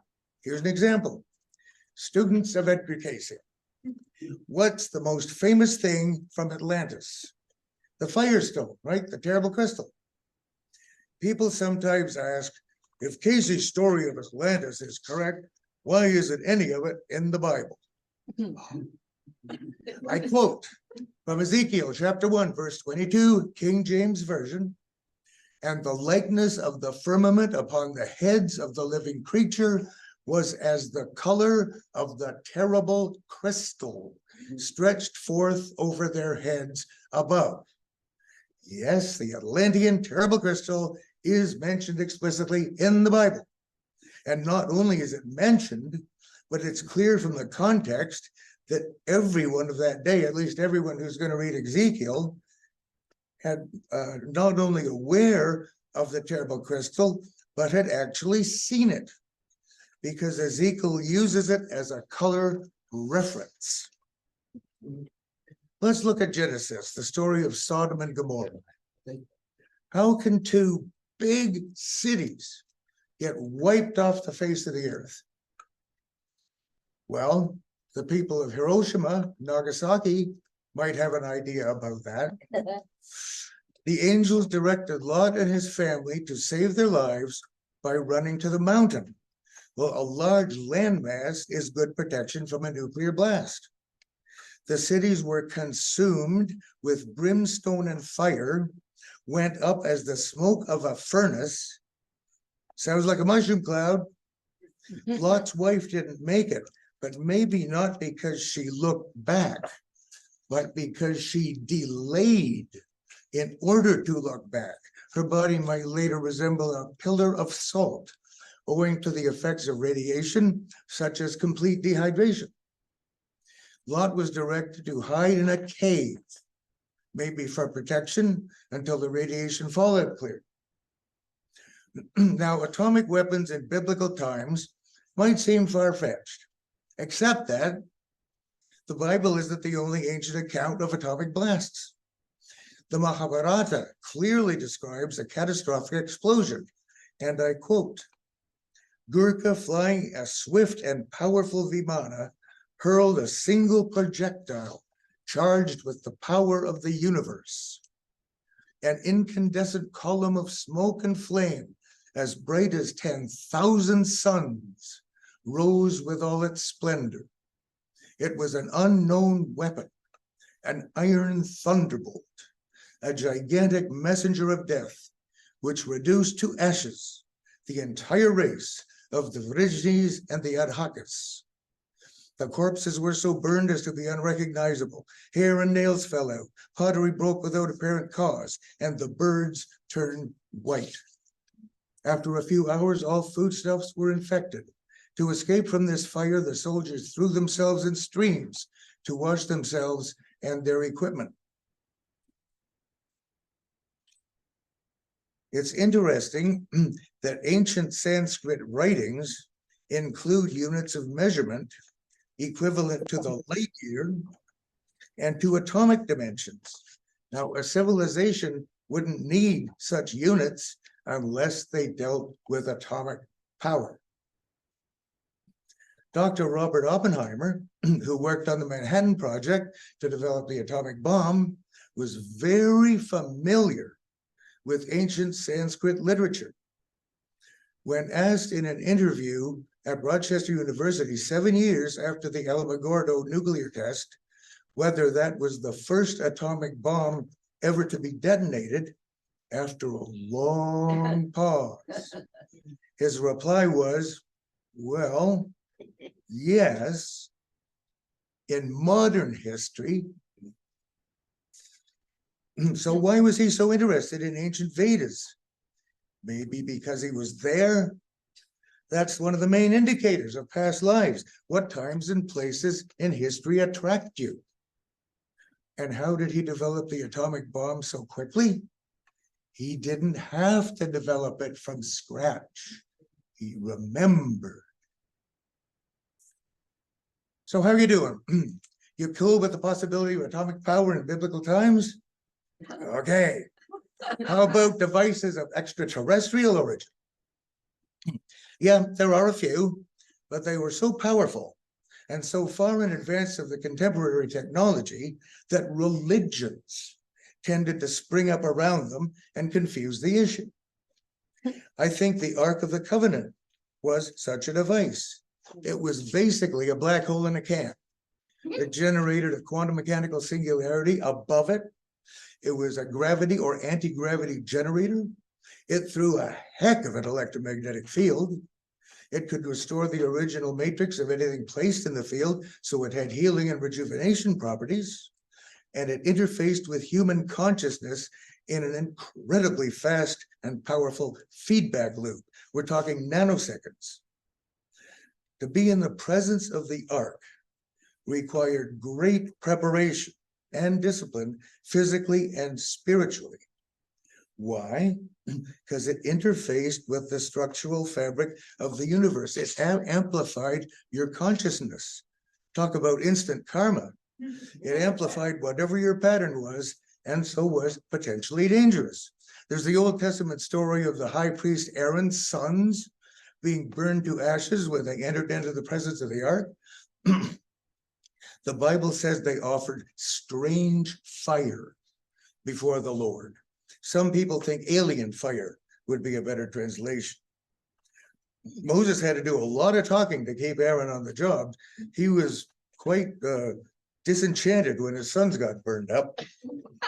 You know, and I think the Islamic Kaaba stone in Mecca is a similar device. It's also known as the black stone. Good name for a black hole generator. In England, they call them black suns. Black hole, black sun, black stone. Sounds similar to me. And it isn't actually in that big black box that the Muslims walk around. It's hundreds of feet below ground. Oh. Why? Shielding. Mm. The Great Pyramid is made of 2.3 million huge blocks. Why so big and heavy? Various reasons, but I think one of them is shielding. Why did Solomon's temple have to be so large? To the glory of God, maybe, but I think also for shielding of the device it was constructed to contain. Now you have to be careful what you mean by ark. There was the box that the Hebrews constructed in the wilderness, but I think that was just a container for the device. Scholars don't think Moses had the ark until they were in the wilderness, but I think he did. So let me give you a little different version of the Moses story. Until Moses discovered that he was Hebrew and chose to join his own people, he was considered a son of Pharaoh, a prince of the royal court. As such, he had access to every bit of knowledge of the Egyptian priesthood, the initiations in the temples, the Great Pyramid, the king's chamber, the coffer, everything. And I think the ark device was kept in the coffer, in the king's chamber of the Great Pyramid. Why do I think so? The interior volume of the coffer is exactly half the exterior volume. The Ark of the Covenant, the box, would fit almost exactly inside the coffer. And the interior of the Ark box is exactly half the volume of the exterior. So you have perfect dimensional octaves in the musical sense, factors of 2. All these guys, Egyptians, Hebrews, were using the same technology. We've just forgotten what it was. So Pharaoh eventually told Moses, fine, you want to go, go. Close the door on the way out. And then he sends the army after him. But why? In the C.B. DeMille movie, it was because his wife nagged him and belittled him until he agreed. Now, heaven knows that does happen, but I don't think it was the case here. I think Moses went into the Great Pyramid and grabbed the Atlantean power crystal from the coffer on his way out. Then Pharaoh discovered it missing and said, whoo, that wasn't part of the deal. Go get him, boys. As the children of Israel were fleeing from Egypt, the Bible tells us, and the Lord went before them by day in a pillar of a cloud to lead them the way, and by night in a pillar of fire to give them light, to go by day and night. Well, if Moses had a black hole in a can, that's exactly what would happen. There'd be a quantum mechanical singularity above it, a powerful spiral vortex, flaming electromagnetic fields, and water condensing out of the atmosphere. It'd be quite a show. So how did Moses get across the Red Sea? Well, if he had an anti-gravity device with him, it wouldn't be that hard. Exodus doesn't tell us much.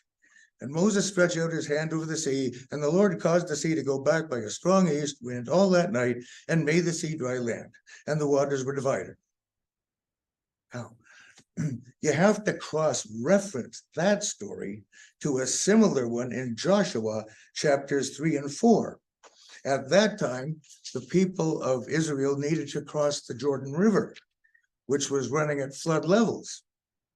And they used the same technique that Moses had used. And I quote, and as they that bear the ark were come unto Jordan, and the feet of the priests that bear the ark were dipped in the brim of the water, for Jordan overfloweth all his banks all the time of harvest, the priests that bear the ark of the covenant of the Lord stood firm on dry ground in the midst of Jordan. And all the Israelites passed over on dry ground until all the people were passed clean over Jordan.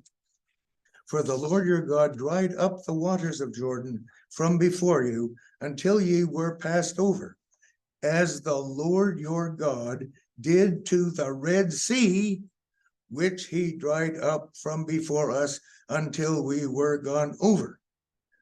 They use the word as meaning in the same manner by using the anti-gravity properties of the ark. So when they finally did get around to building the box for the thing, it had to be just right. And they shall make an ark of shittim wood, and thou shalt overlay it with pure gold, within and without. And thou shalt cast 4 rings of gold for it, and put them in the 4 corners thereof. And thou shalt make staves of shittim wood, and overlay them with gold. And thou shalt put the staves into the rings by the sides of the ark, that the ark may be borne with them. So why did it need to be just that way? That's an electrical specification. Shittim wood is porous, like cedar. It's an excellent electrical conductor, insulator.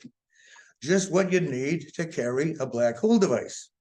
And gold is an excellent conductor.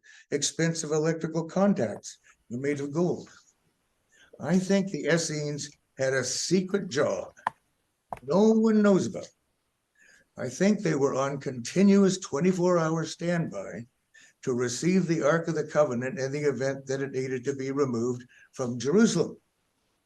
That's why the Essenes lived remote from the city, Mount Carmel, Qumran, far enough away to be safe, but close enough to get the Ark if necessary. Among the Dead Sea Scrolls discovered at the Essene community in Qumran were some copper plates. They describe the location of 64 objects that were used in conjunction with handling the Ark. The famous archaeologist Vendell Jones found one of them, the sacred anointing oil. They called it anointing oil, but it's actually a conductivity gel.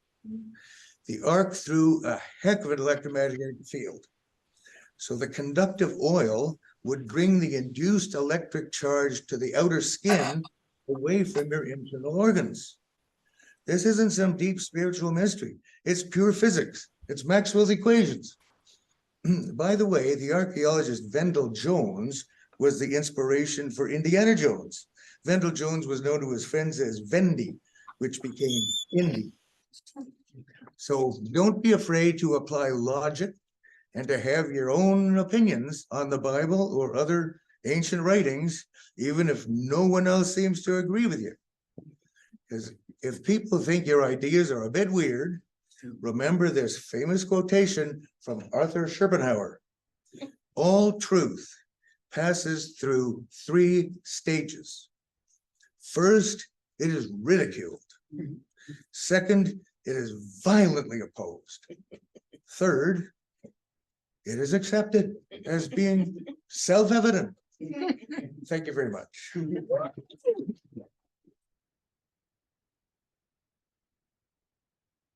have questions? Now, we do want to provide the opportunity for everybody on Zoom and in the audience here to ask questions, and you can ask them of any of our panelists. I hope nobody's offended, but would you please spell that wood, is it shittim? Shittim, yeah, S-H-I-T-T-I-M. Of course, that's a transliteration of the Hebrew, but shittim in the Bible. It scared, it scared me. for a second.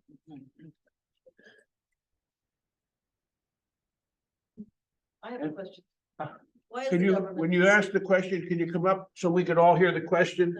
And I have a chair, and if you'll sit in the chair, then everybody will be able to see and hear the question that you're asking. Why is the government concealing UFO contact? Why is the government concealing everything about UFOs? Well, we heard a lot about that earlier. Short answer, money. Sit in the chair. They want to, the thing that the government, especially the military industrial complex, always wants to promote, which we heard earlier, is there's a terrible, terrible, terrible, terrible threat from somewhere else. Don't quite know where, doesn't matter, but there's a huge threat there, but we can protect you from it if you give us like hundreds of billions of dollars to build all this stuff. And the fact that there really isn't any threat doesn't serve them, so you'll never hear that from them. And they've been playing this game. They play Congress like an organ and just throw in these threat reports and say, here's the latest terrible, terrible threat. We'll have to build a ring of outward facing satellite, yeah, whatever. And the crazy thing is, they're always trying to defend against these terrible, terrible aliens with Star Wars type things like shoot them up, boom, boom. These guys operate through universal consciousness. There's no shooting at them. I mean, if they want to be sitting in your living room, they'll be sitting there and they'll be cloaked and no one will see, they don't see that. No one knows what they're really dealing with. And I could even give I feel guided to add an optional thing. But it's really important, I think, that people get this. Even if you didn't know you had this question, I know you have this question. Now, this is channeled from a ET entity known as Bashar. That's not his real name. That just means messenger in Arabic. But it's a human being channels this ET entity. This is one of the channeling sessions. We have, of course, heard from you the question over and over and over and over and over and over again. Why don't you just land and get it over with? The idea is simply that it's not appropriate not only for us, it's not appropriate for you, for the following reason. There are different states that you may be in, and the different state of vibration is representative of a different state of psychology. And when you are still experiencing the idea where there might be belief systems that are buried within you that you might be afraid to look at, then that you're not ready to integrate, interacting with a civilization that is more highly integrated would be like taking a very slow turning gear and a very high speed turning gear and jamming them together before they have a chance to synchronize. Our vibration would overwhelm you to the point that it would force the issues you're not ready to look at to the surface of your consciousness, and in many cases actually cause psychotic shock. That wouldn't be very beneficial for our communication in the future.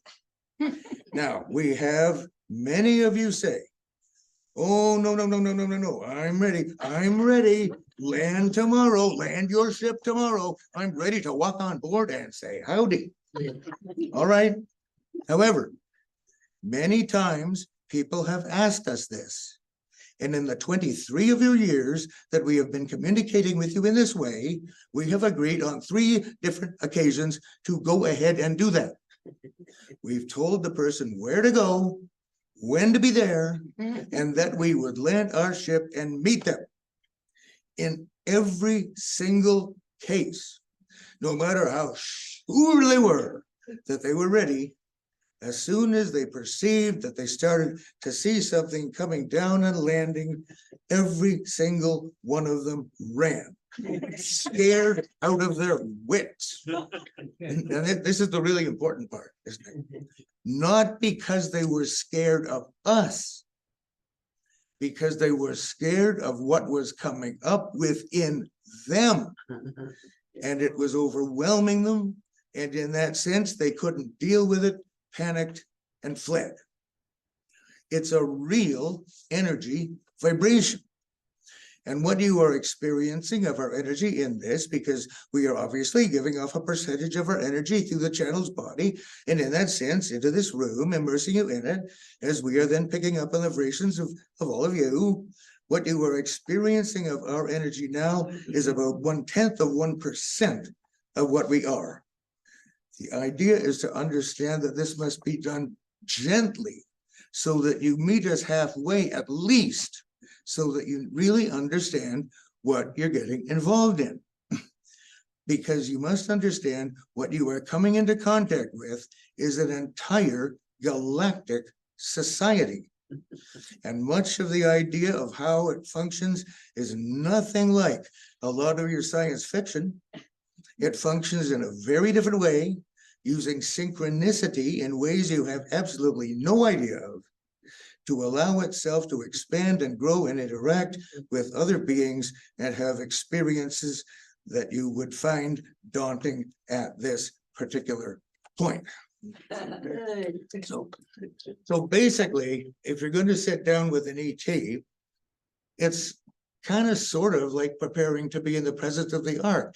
You better spend a few days purifying your psychology and your spirituality and moving your personal vibration as close to your highest ideal as you possibly can, or you won't be ready. And one way or another, you'll be blown away physically, emotionally, psychologically, mentally, something. So Thank now don't get me wrong, I'm all for meeting with the ETs. I'd love to see exopolitics developed a lot more in a mature and reasonable way. Not a trained ET show, not like Barnum and Bailey, actually have interface with other civilizations. But as was said otherwise earlier, they don't think we're ready because all we do is spend all our money and time on tribal warfare, as they call it. They consider all humanity to be one race. So everything we do is like civil war, tribal war, just fighting all the time. What's up with you guys? You guys are nuts. You have a nice planet here. Why do you spend all your time fighting? So we don't seem to be ready yet, but hopefully we will. We have a question in the back. Can you come up and sit in the chair, Alan, so we can hear your question and see your face, please? I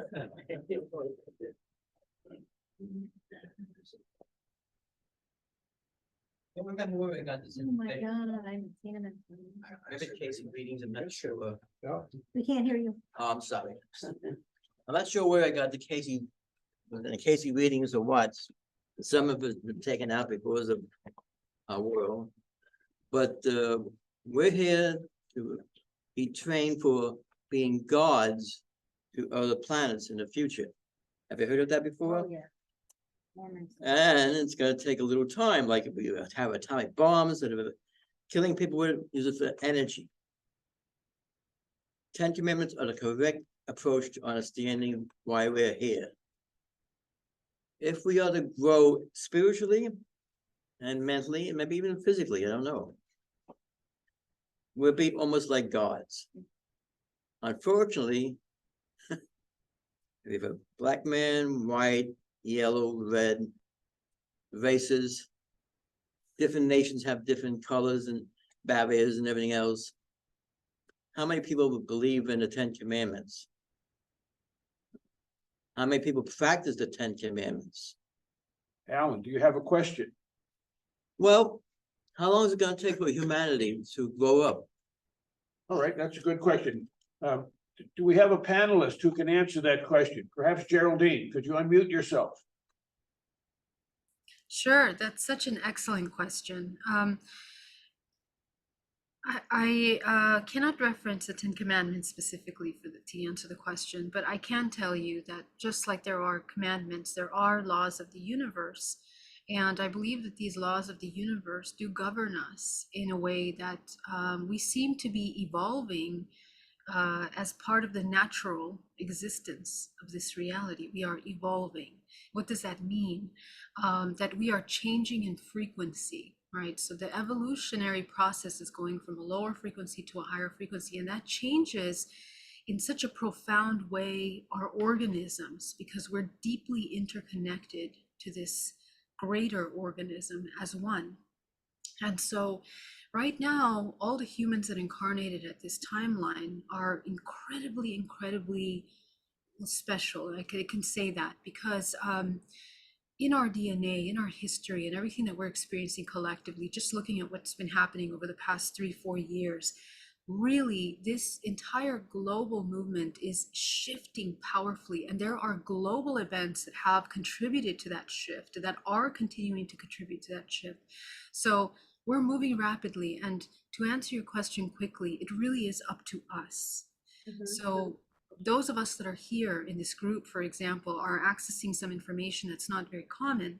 But the question is, what do we do with this information? I think the important thing is to integrate it deeply and to embody the lessons of this information, which I can say maybe collectively are to begin to train our multisensory abilities, our intuition, our vision, and most importantly, to be able to observe all of these unknown things, as was discussed earlier, without a place of fear or judgment, to practice neutral non-judgmental 0 point in the body is a biochemical, bioelectrical structure of the body. And it literally shifts timelines collectively.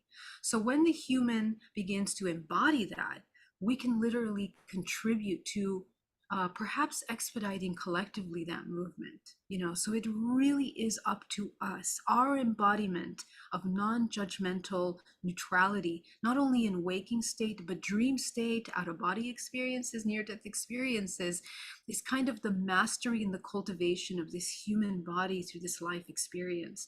And that's where I would say, but I will tell you that as a psychic, and of course, speaking with many other psychics, I will tell you that within the next 4 years, we're going to move very, very quickly. And the question is, how much are you working on yourself to be able to catch up to the changes that are happening? Because for many people, they're going to want to hold on to past paradigms, past beliefs, past system. So we need to work really deeply within ourselves where we hold on to old paradigm ideas, concepts, limiting belief systems very quickly, because every human will be pushed in the directions of where they're holding tight onto. So this is just an invitation that I suggest for this. So maybe Catherine has something to say. Thank you, Geraldine. Catherine, do you have something to add to that? Yeah, thank you, Geraldine. Very well said. And what I just want to say is that we are so much more than just these physical bodies.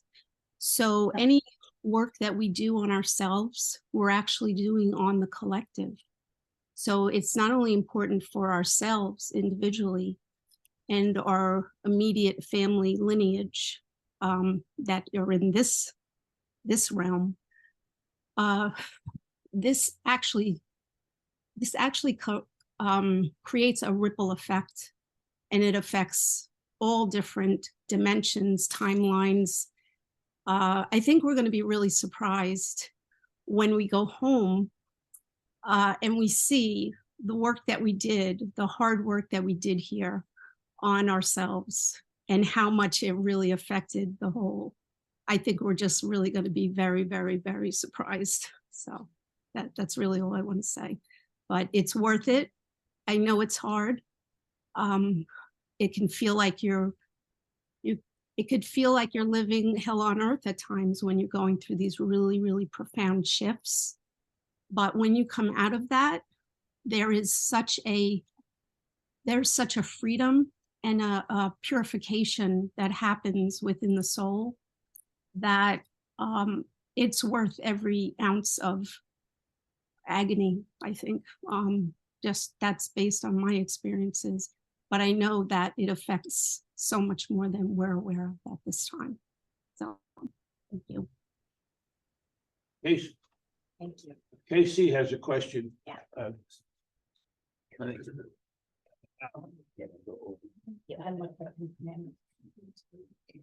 So I'm not sure exactly how this is going to come out as a question. I heard very clearly through many of you this idea that we are unified, we are one, we are the cosmic hologram, the universe is built on love. And here on our beautiful green planet, we have duality of light and dark, good and evil. And if we're all ascending as light workers, I've always kind of had this question, like I've always asked myself, how do we dance with darkness? How do we understand darkness? How do we have a relationship with darkness? And of course, it's inside first, because everything out there is a reflection of inside. But does the dark ascend and evolve as we just do our work and turn our back on the darkness so we're not in war with it? Do you see what I'm saying? And then as we do our own inner work, the darkness just naturally comes along for the ride due to the holographic collective tipping point? Or does that make sense? Or because I know for me, like even with the ET discussion we had here today, part of my karma has been to learn how to be present with great darkness, like through my family system. And clients have come to me discussing with tears and weeping very negative experiences with the ET consciousness. And so I'm always working like with the ascended masters and protection and archangels, sort of truth, etc. But I'm not even sure what my question is, except that do we take care of most people would say from a psychological perspective that you walk away from the poison, but how does the poison evolve if we walk away from it? No, good question. Could either Catherine or Geraldine, Catherine, could you unmute and then Geraldine might comment too? Catherine, go ahead. Yeah, this is, just from what I have observed in my own journey, I feel that once we learn to love ourselves, and not in a selfish way, not in a way that hurts others or harms others, but in a way that honors who we really are, who our true spirit is. A lot of times, those negative influences that are in our life will fall away because they're not in alignment with who we truly are. They really want us to stay stuck in old patterns and be part of that dance or part of that chaos system. Once we honor ourselves and we work on our own life and our own light and what we are here to bring into the world, that, like I had mentioned earlier, ripples out into the collective consciousness. And everyone is on their own unique individual journey here. So we don't really know how that affects others, but I can assure you that it is positive. We may not even know any of that until we go home, how it really did affect. But what I do know is that when we work on ourselves, when we get to know ourselves and who we truly are, it really does affect so many other people around us in positive ways. So you do believe it gets worked out through the holographic consciousness. And as long as enough of us are walking in the truth of that love and that light and that oneness, that the dark aspects of humanity or ET consciousness or whatever naturally evolves, kind of like the 100 monkey.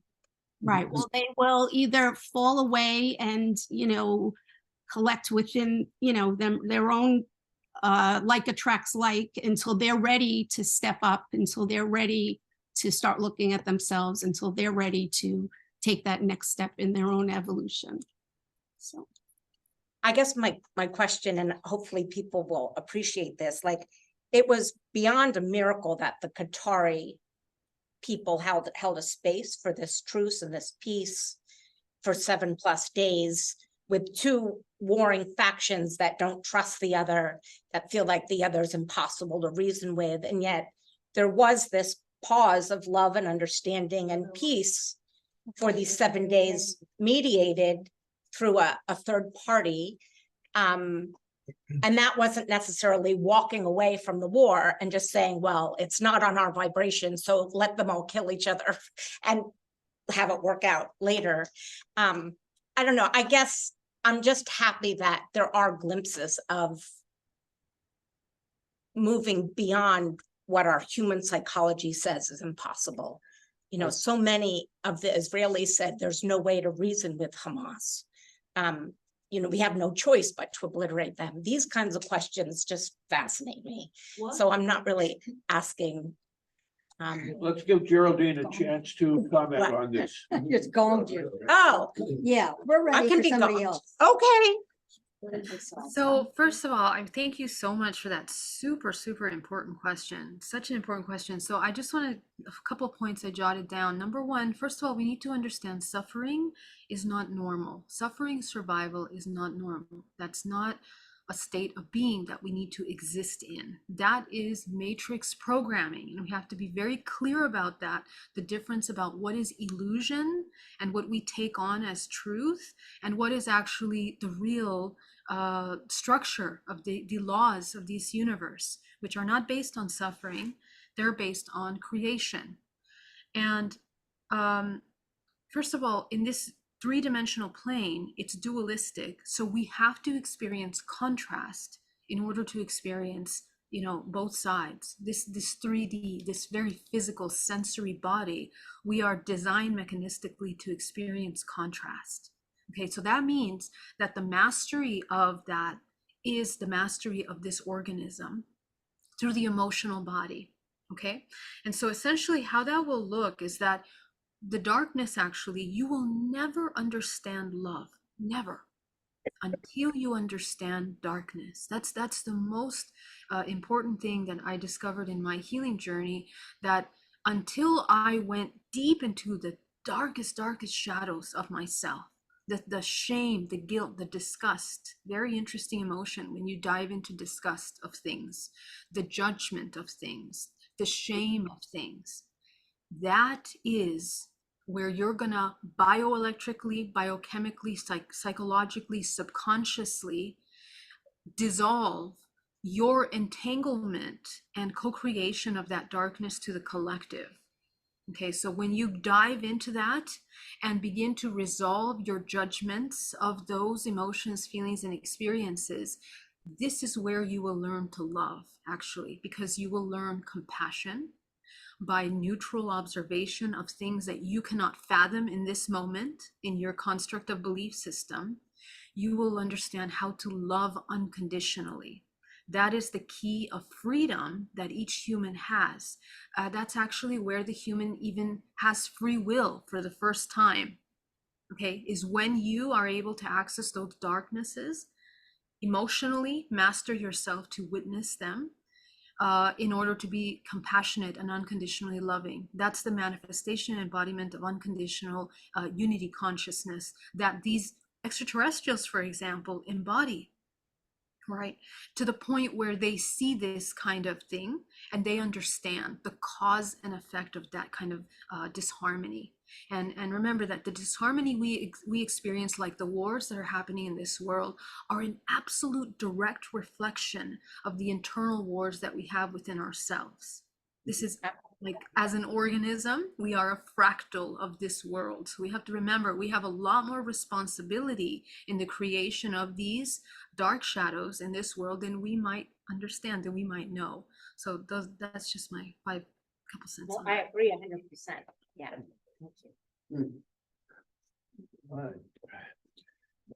I would like to speak to the question.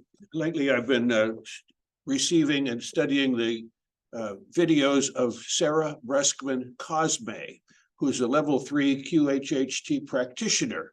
And she regresses people to deep hypnosis and asks the higher self universal questions. And one of the questions was about the ascension.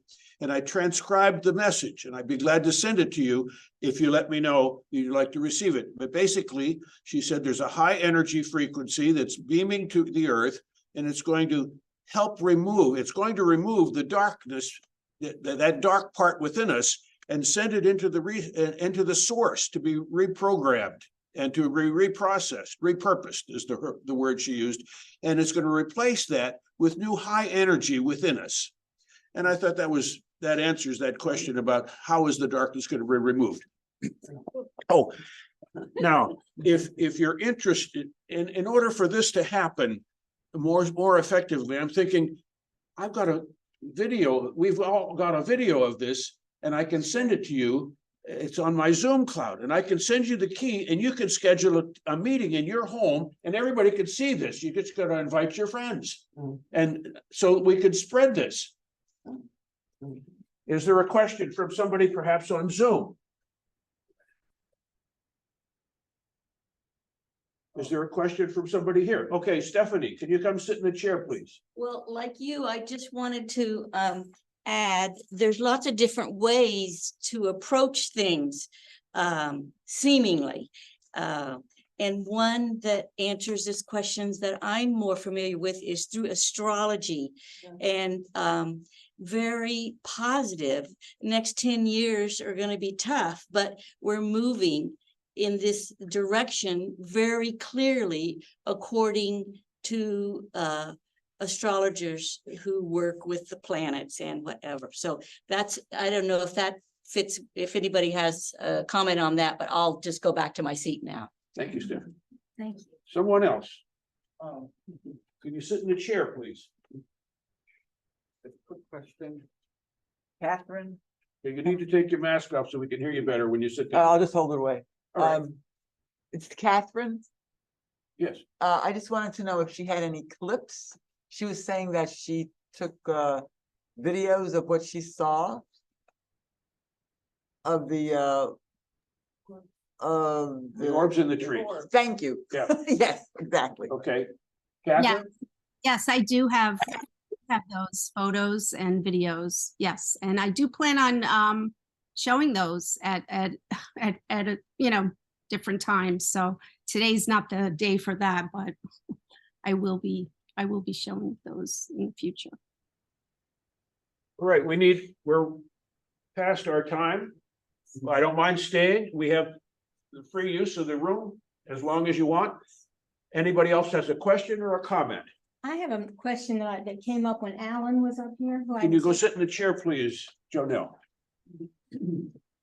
Where are you, Alan? I want to, oh, thank you. So happy to see you. I didn't know you were still around.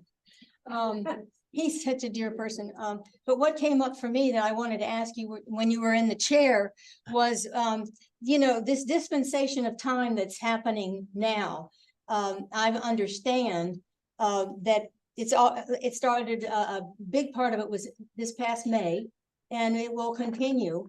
And they are claiming from all the research I did and with the friends that were with me when we were part of that, that every human being on the planet, their consciousness, all the terrorists, was lifted, and all the vaccinations that were given that were causing problems, people dying sooner than they should, and things like that.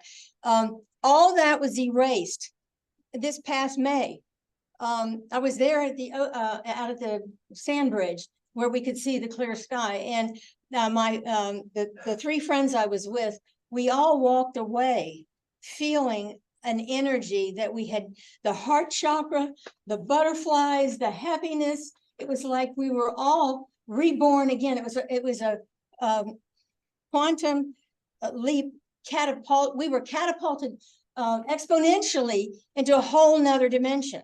And for me, that's amazing because I've been in the ozone since I was a toddler. Thank you. Thank you, Jonelle. Someone on Zoom perhaps have a question or a comment. Let's give the people in the Zoom a chance to speak up. You'd have to unmute yourself first.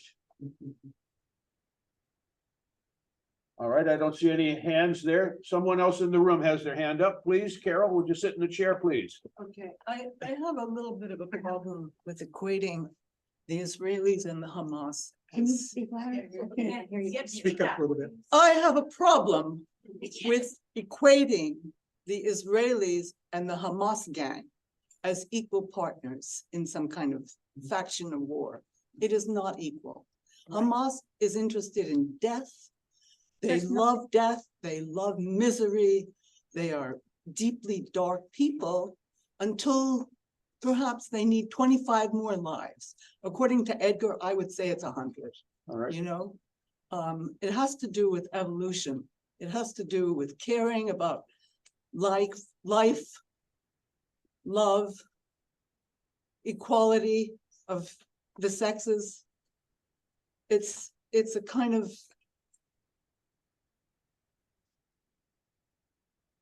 Thank you, Carol, for your comment. Could one of our experiencers, Catherine or Geraldine, comment on what Carol has just expressed? Thank you.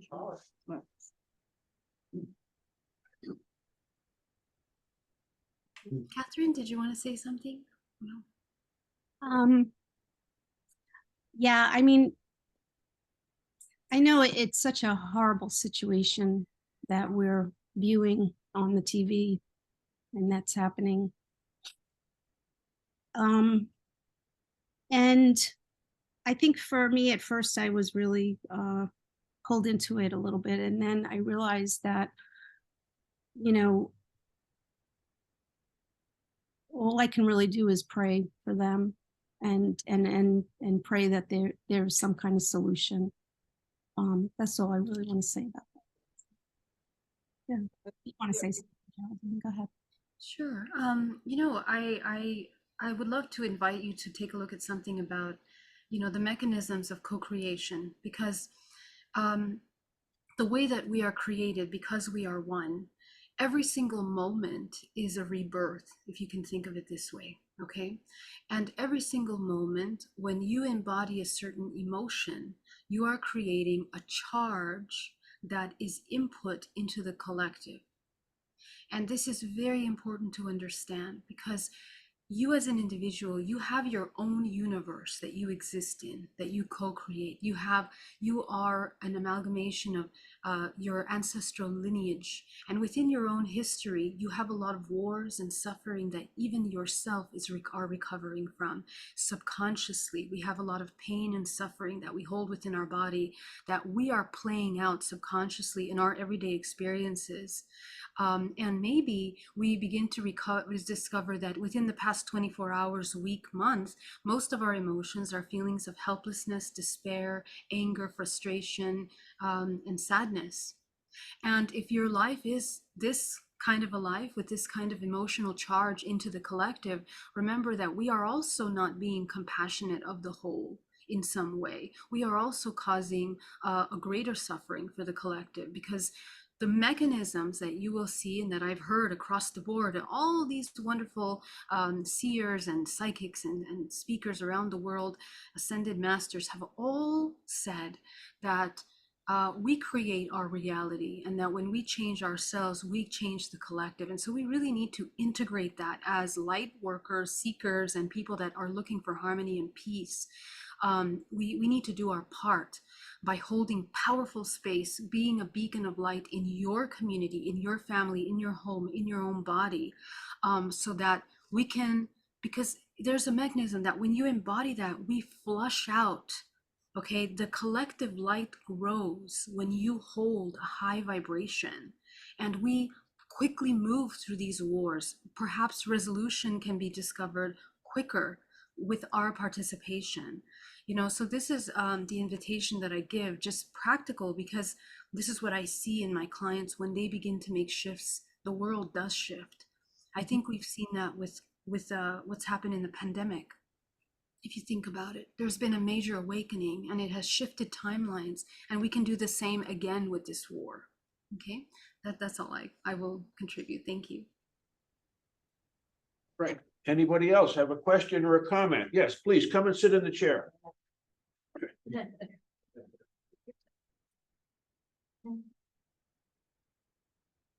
Slow. Okay. I'm good, but I'm slow.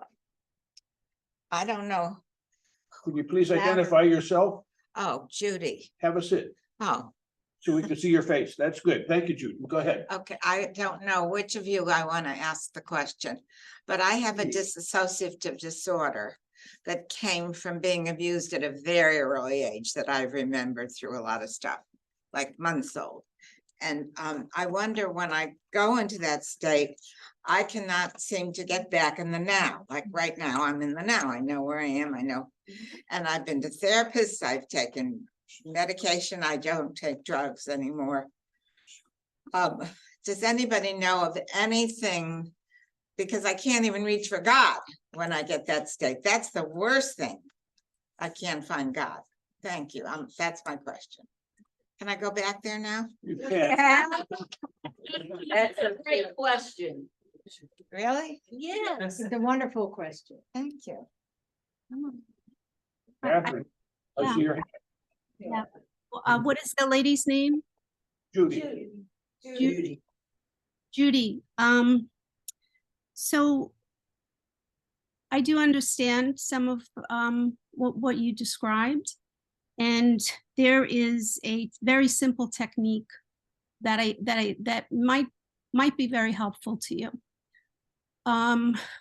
Writing down every day your fears and any disappointments, and then what I would recommend is giving them to God after you write it down, and just take about 5 minutes when you start to feel that feeling of detachment or fear or worry, just sit down with a pen and paper and write those things down. And then give it up to God. Just say, please take this from me. And you can just rip it up into 100 pieces and throw it in the garbage. Or if you want, you can burn it in a little dish in the backyard and send it up to God and the angels. It's been very helpful for people to be able to kind of get out of that loop of, fear and negativity, to release those things. So I hope that's helpful for you.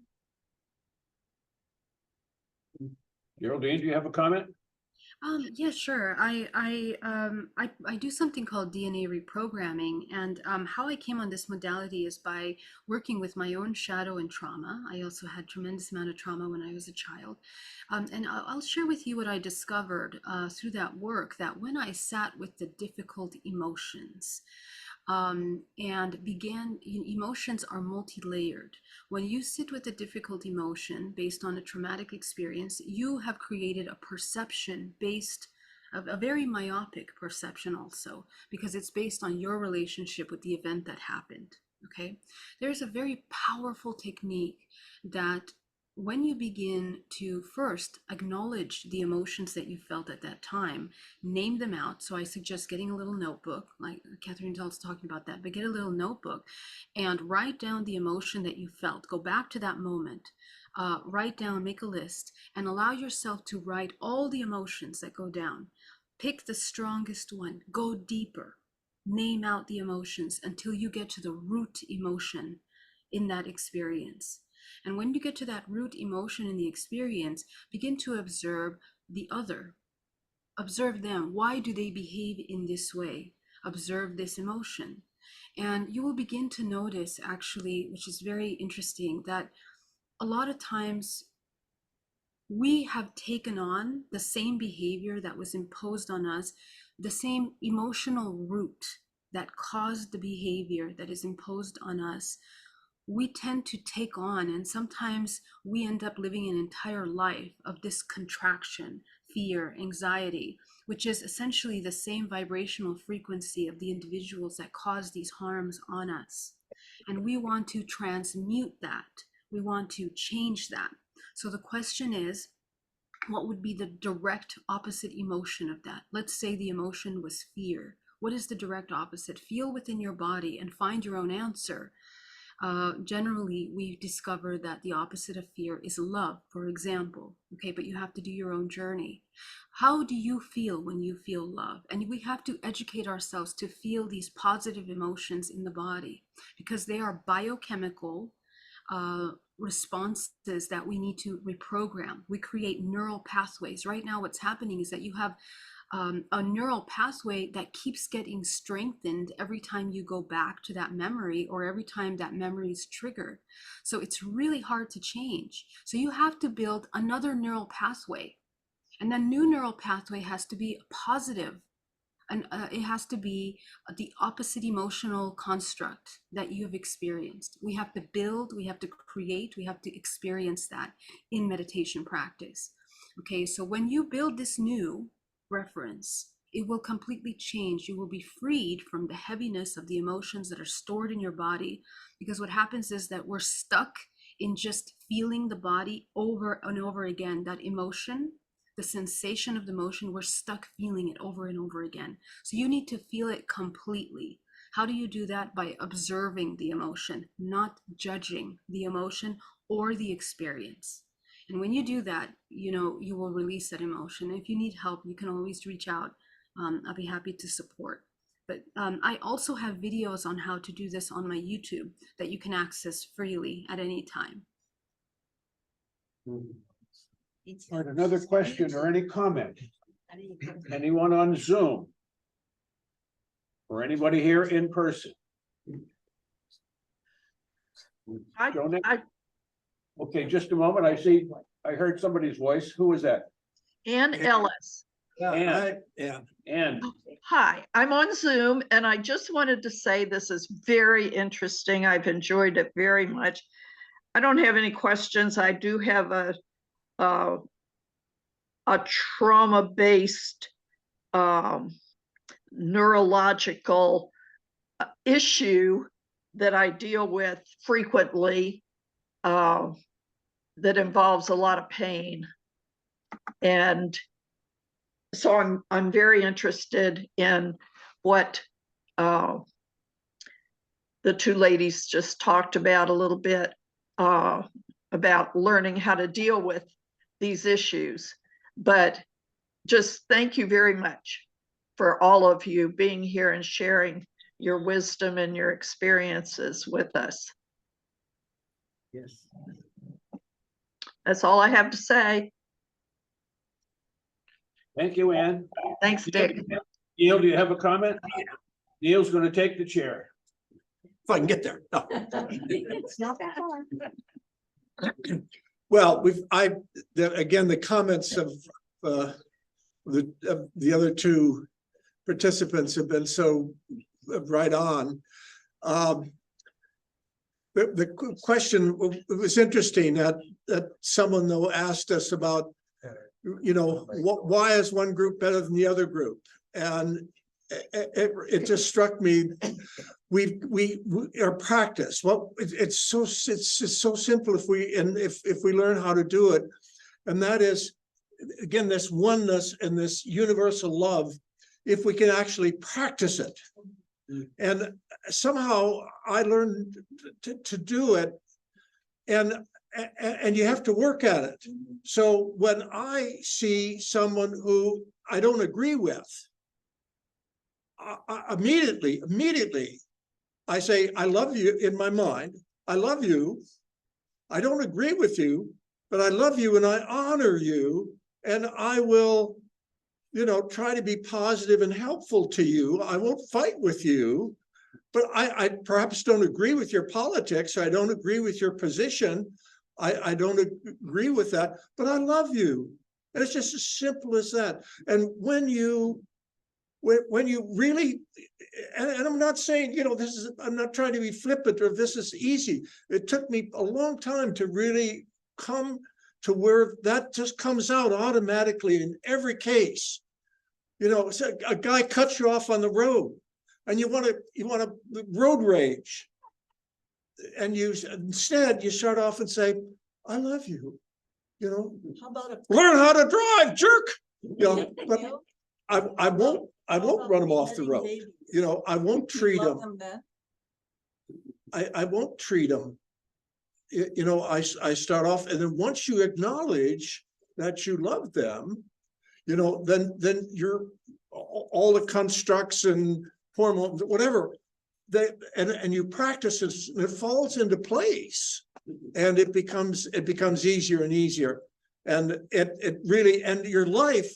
My life is so much more pleasant because I automatically fall into that position. Thank you. Well, yeah, I mean, it's just Jesus's teachings, love your enemies. I mean, he didn't, yeah. Jonelle has a comment. I want to come up here and show you. Can you sit in the chair, please, so everybody Yeah, can see you I'm on so Zoom? sorry that so many people are leaving because maybe you can get this information to them, but I'm not only psycho, but I'm super psychic. And I noticed when the first Chihuahua jumped up on Kathy's lap, the little black one, I felt like it was a miracle. And I don't know if God told you to let him up there, but because we're not taking care of God's earth angels. And so I thought, when people see that cute little thing on our show, it's going to open up a heart chakra. So everybody that sees that, then I saw another, well, before I saw that, I saw what I call the miracle of that color behind her. What I saw was a butterfly. Okay. And so then when the second little one got up that was multicolored, this is what is so amazing. If I can get to it without. So when she moved to her left, and when you watch this, you'll see it. This white light came from the heavens right down on that little Chihuahua. and now I can't remember, it'll take a minute, because I'm nervous and now my IQ goes way below. So if you just watch this, there's so many messages in just this one picture and your beautiful face. And when I first saw you, I got a lot of information out of your shirt, and maybe you can get my phone number and I'll give it to you. It was awesome. She's brilliant. Everything about her is, all these people on there. And Angela Jones, I love you. I saw you on there. Call me. Casey, do you want to sit in the chair, and make a comment Or comment. or question? Anything? I saw you raise your hand.